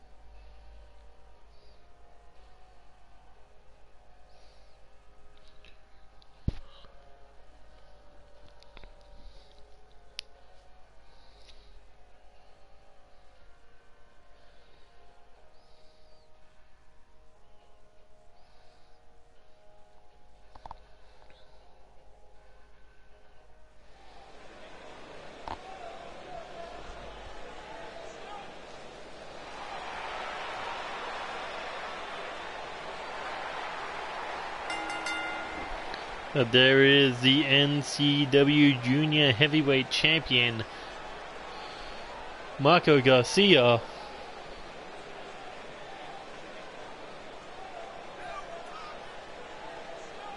I have no idea who the fuck that is. But either way, okay, so a memorial, yes, but if they're pretending to still be that person, no. Absolutely not. But anyway, back to my point. Marco Garcia faced off against the World Heavyweight Champion. Although a short match, Marco Garcia stood up against the biggest guy on the roster to represent the juniors. But I don't think he regretted that. I think it was a perfect training for his match against Adam Mayhem at Revolution. But after that match, Marco Garcia laid out, and who was it to come to his rescue? It was the 2019 King of the Ring champion, the #1 contender for the World Heavyweight title, Jaden Shadow. I'm not sure if it was to save Marco Garcia or send a message. But there is a guy who won one of NCW's 2 biggest tournaments of the year.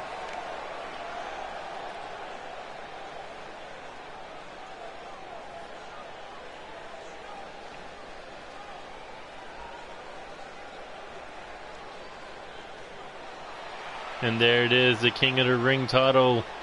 We haven't seen Jaden Shadow since Invincible until he attacked the world champion on episode 55, making his grand return a week from Revolution.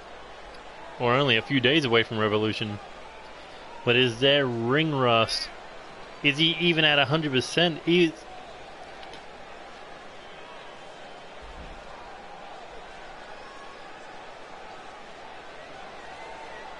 I don't know why you bring dark shit into fucking NCW. Stop that. This is supposed to be a fun zone. But you cannot get any bigger than the main event of Revolution. The 2019 World Cup champion versus the 2019 King of the Ring champion. And it is for the biggest prize in NCW history, the NCW World Heavyweight Championship.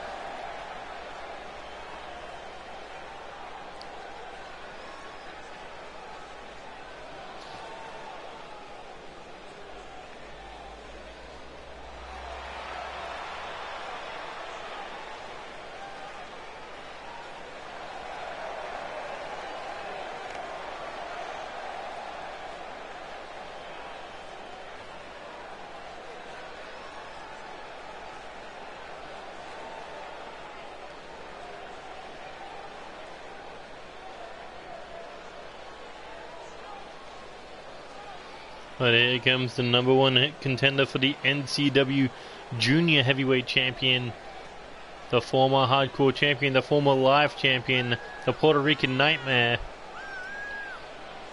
But he has been hell-bent on destroying Marco Garcia. Once upon a time, Adam Mayhem, Marco Garcia, they fought on NCW Live. Marco Garcia was completely annihilated by the Puerto Rican Nightmare. But ever since then, Marco has gotten the upper hand. Whether it was on Live, whether it was #1 contender matches, it was always Marco Garcia getting the upper hand on him. But now these two men to do battle for the biggest title in the junior heavyweight division at Revolution, the NCW junior heavyweight title. Who will walk out with that beautiful silver and purple championship?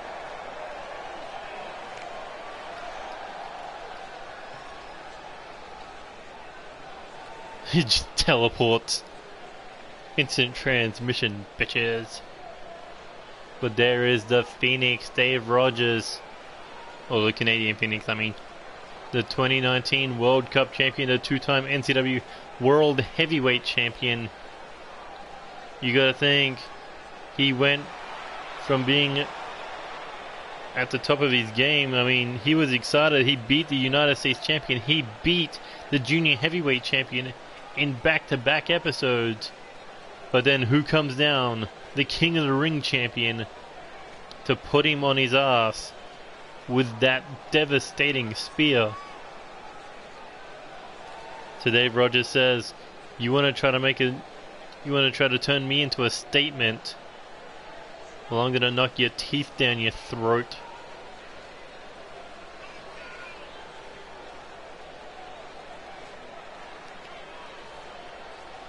I mean, even though Jaden Shadow has not been in NCW for 3 weeks, you know his presence was always felt. Whether it was K-Dog holding on to that world title, whether it was Dave Rogers holding on to that world title, you knew Jaden Shadow was always watching to see who he would face at Revolution as the two juniors are starting this one off. Mayhem for his team, Marco Garcia for his team. A little bit of a preview of what's to come at Revolution. Reverse DDT off the rope. Reverse tornado DDT? Yeah, that's the one. But Marco Garcia hits the snap kneeling DDT. My god, too many kinds of DDTs. And now Irish whip into the corner. Splash there, no one home. And Mayhem just nailed him with a boot.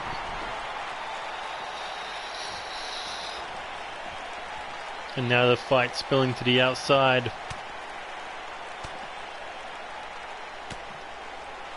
I should have made this tornado tag.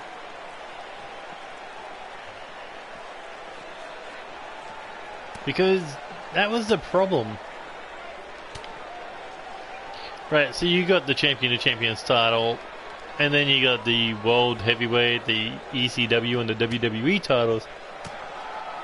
So the question is, what would you have to do to challenge for the Champion of Champions title?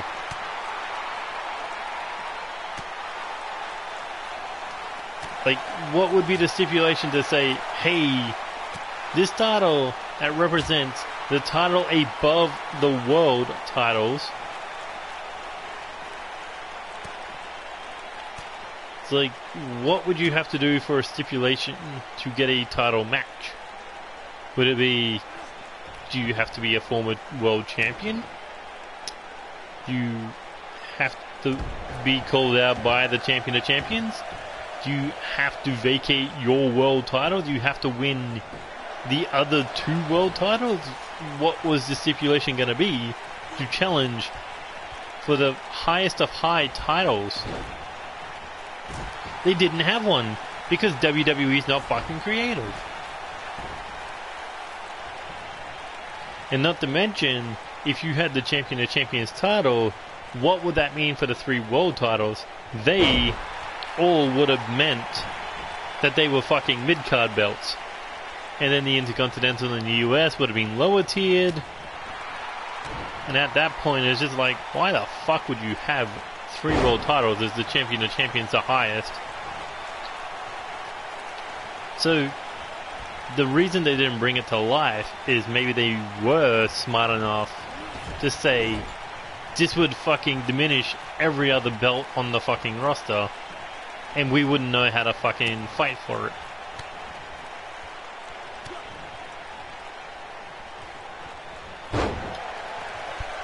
But, hey, that's just my mindset, but fucking I don't know. I tried to bring the Champion of Champions title into the scene, but I just realized how fucking bad it made the NCW title look. Oh! I mean, that's the one thing I hate about two world titles, is the other one's gonna look like a fucking mid-card belt. But now we got Dave Rogers and Jaden Shadow squaring off. Irish whip into the corner. tag made to Mayhem, you got to think Mayhem has a little bit of revenge on his mind, considering it was Shadow who eliminated him from the King of the Ring tournament.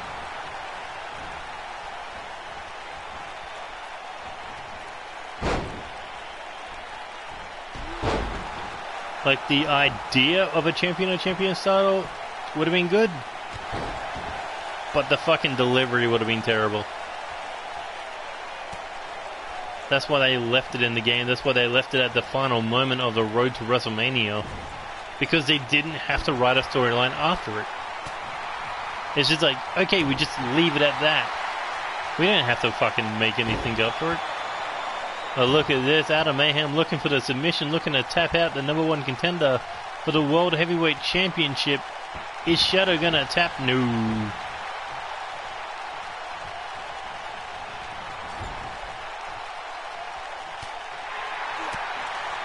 That's different. When there's a when there's a brand split, that's completely fucking different. When you got the two brands working in cohesive unit, it should only be the one world title. So, oh, spear out of nowhere. The Shadow spear straight in the body of Adam Mayhem. Is it going to be enough? Ooh, no.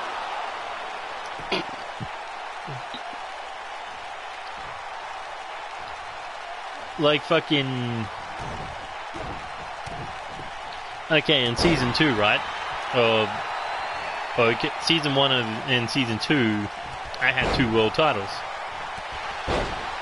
But the thing is, in Season 1, I didn't have a brand split. I had the World Championship and the Champion of Champions title, which is basically the WWE and the World Heavyweight, because one was fucking made out of gold. But the thing is, I always saw the Champion of Champions title bigger than the NCW Championship. So in Season 2, I did a draft split, NCW Alpha and NCW Omega. And before you say it, this was before Kenny Omega and Jericho, so fuck you. So I turned the Champion of Champions title into the Alpha title, and the World title into the Omega title. But the brand split lasted 6 weeks or so, because I was like, well, fucking, this is too much work. So I unified them to one world title, which was the championship.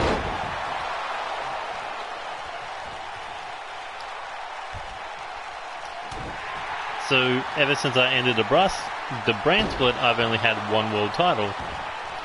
And the undisputed title was changed back to the World Heavyweight Championship.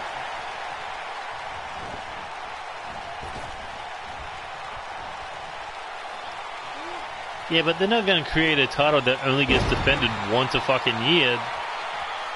They might as well make a title to see who can beat Brock Lesnar. Oh, Adam Mayhem, when the fuck did he get busted open? And here we go, up on the shoulders of the world champ, the junior champion Trouble, air raid crash. And that's not looking good for Marco Garcia, being stuck in the corner of the world champion, he's #1 contender. See, if they had like bragging rights, that could be a thing, but no, they don't. Oh, he was looking for the Phoenix Pulse, but Marco was able to get out of it. Hits the Russian leg sweep.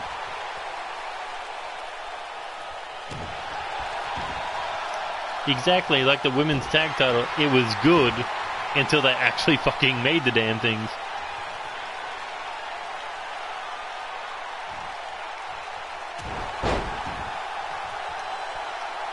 Like, 9 times out of 10, what WWE do on paper does not translate to reality.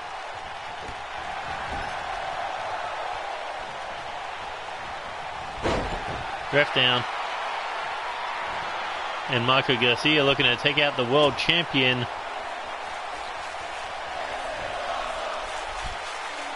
Oh my god, imagine if you could reverse this into a fucking powerbomb to the outside.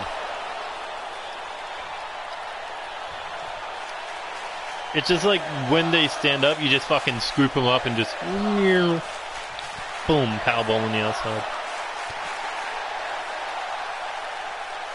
There you go, winds up, Dave Rogers. Kick to the body, forearm to the face, and a massive elbow. He just took a superplex and he did not give a fuck.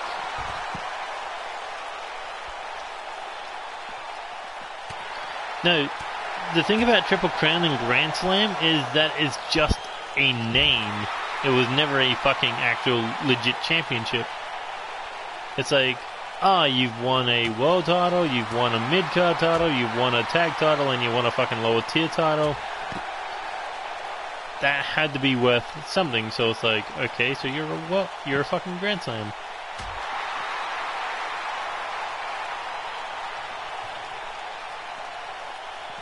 It's like saying R-Truth and Goldust are fucking lower tier Triple Crown champions.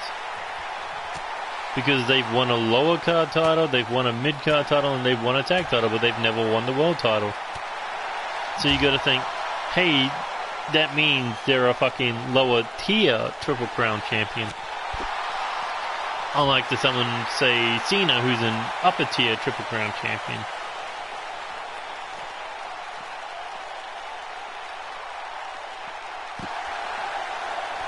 My god, Marco Garcia, I think he's trying to prove a point from last episode that he can go toe-to-toe with the world champ.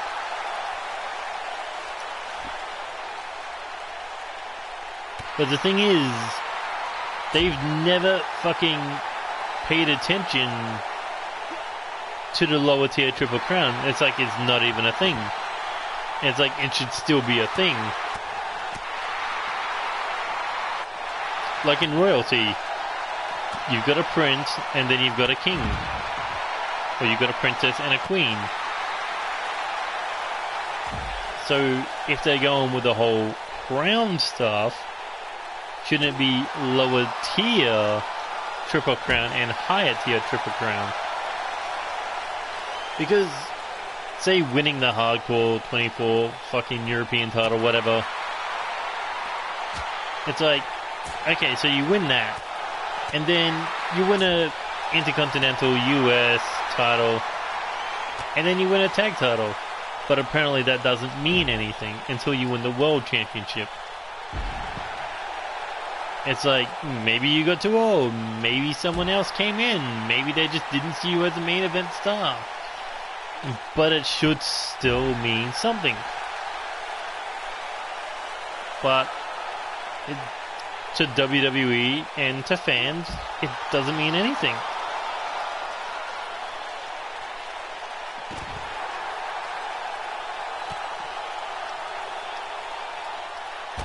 No, like Bobby Roode, he would be technically a lower tier fucking Triple Crown champion because he's won the US title, he's won the Raw tag titles, and he's won the fucking 24/7 titles.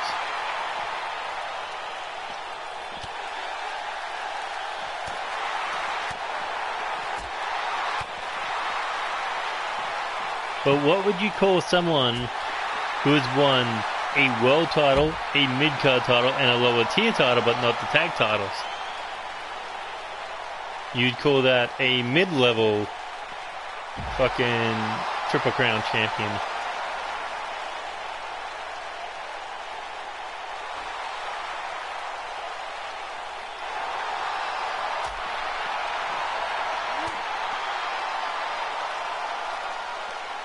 There should be 3 levels to the Triple Crown system: high, medium, and low.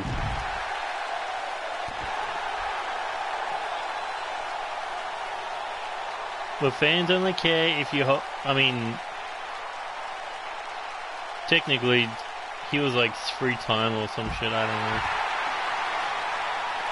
I think it was because he was winning NWA titles and then TNA titles.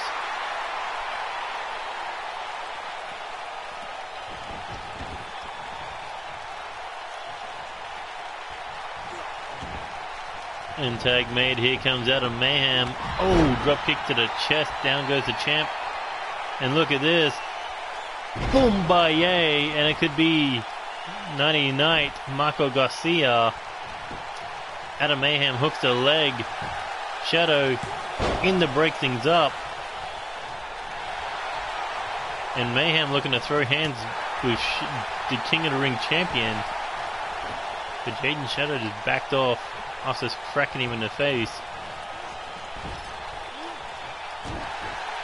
I think the only other one who did that was fucking Abyss.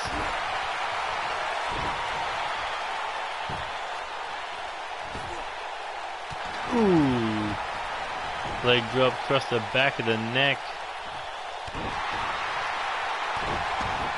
You know, there's been no one in history who have held the Ring of Honor World Title, the TNA World Title, and the Okay, so it's Ring of Honor, TNA, New Japan, and WWE.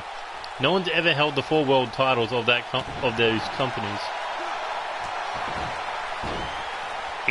AJ and Kurt are the closest, I believe.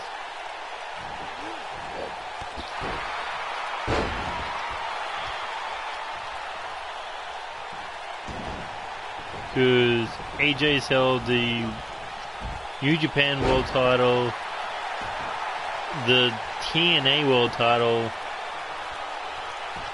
and the WWE Championship. Same with Kurt Angle.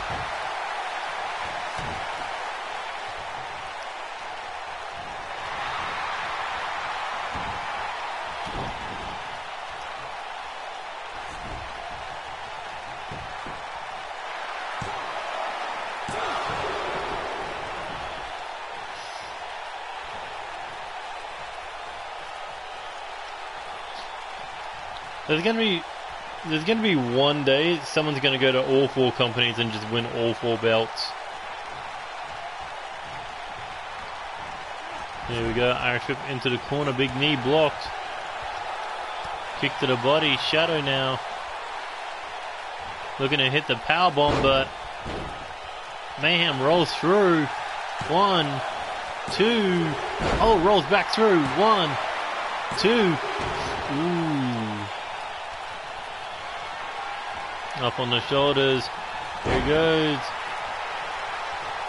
Oh, Marco Garcia lands on his feet. Still looking to throw down. Oh, and hits the zigzag. Taking out the world champ. Adam Mayhem pumped to the head. And Shadow was looking to crawl for that tag.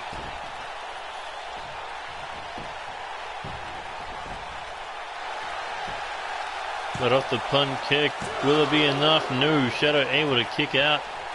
Mayhem without a tag partner. I think he just realized it. But Jaden Shadow cracks the arm over the shoulder blade. Oh, and there's the spear. Hooks the leg. 1, 2, and not enough for the 3 count.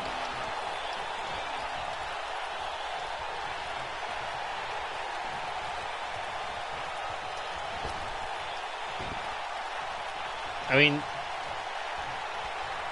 for someone to win the 4 big belts,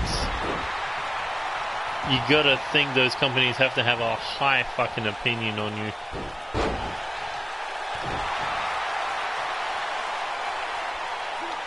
And not to mention, you'd have to do it in rapid succession too. It's like, you have to start at the Ring of Honor and the TNA titles, move to New Japan, and then go into WWE. Or you could go into WWE, get a name value, and then jump over.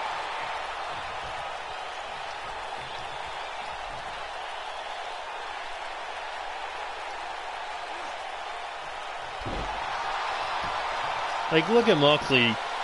The second he walked out of the company, they threw the United States title at him. They legit just said, here, fucking have our United States title. It's practically garbage at this point. We don't fucking care.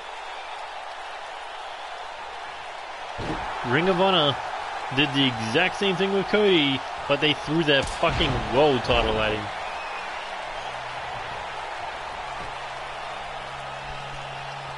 Marco looking to put down Mayhem. Here we go. Twisted Marco. 1, 2, 3. No! I thought it was a 3 count, but the blood splatter on Dave Rogers' head. And it was looking for another one. Mayhem, single leg Boston Crab.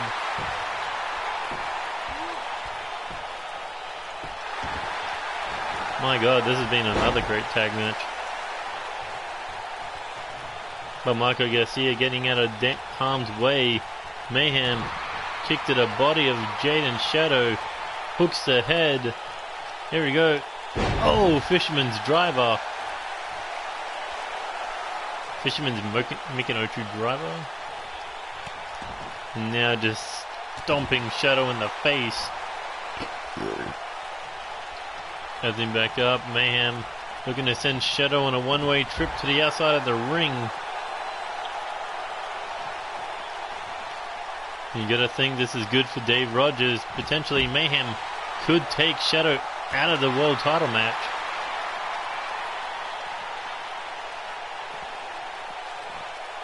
Exactly, so is Daniel Bryan. He's won the fucking Ring of Honor and the WWE titles.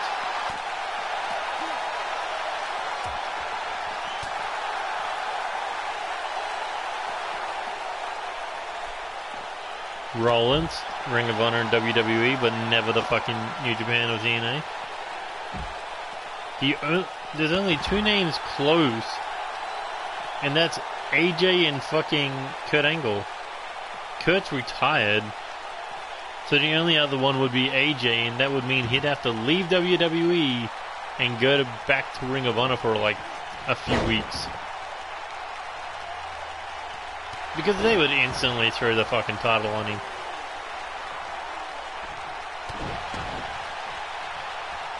He would legit be a global Grand Slam champion.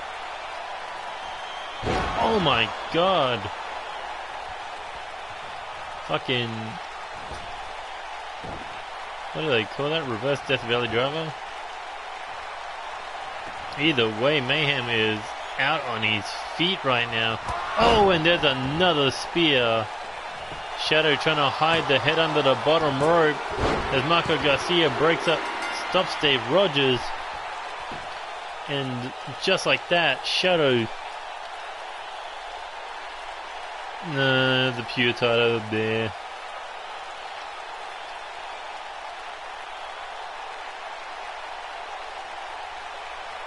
But either way, Jaden Shadow returns in a huge way, picking up the win for this tag match. Oh, what a brawl these 4 men put each other through. They're going to do it again at Revolution.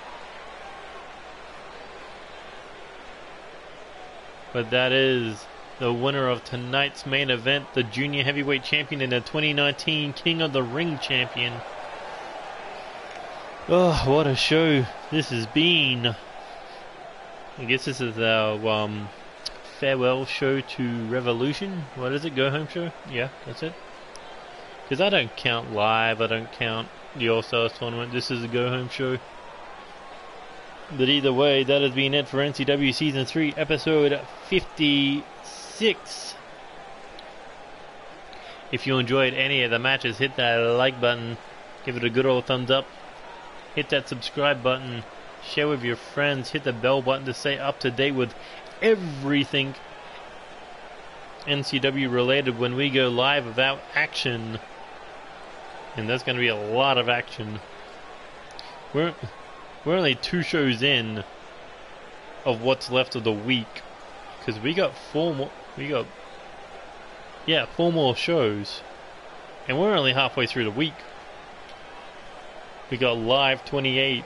We got All Stars Round 4, both B Block and A Block, and then we got Revolution. And you don't want to miss any of that action, so you can follow NCW on Twitter at NCWXTREME to know the match cards. of every episode. Anyway, this has been Neo Extreme saying goodbye, good night, good luck, and see ya later. Adios.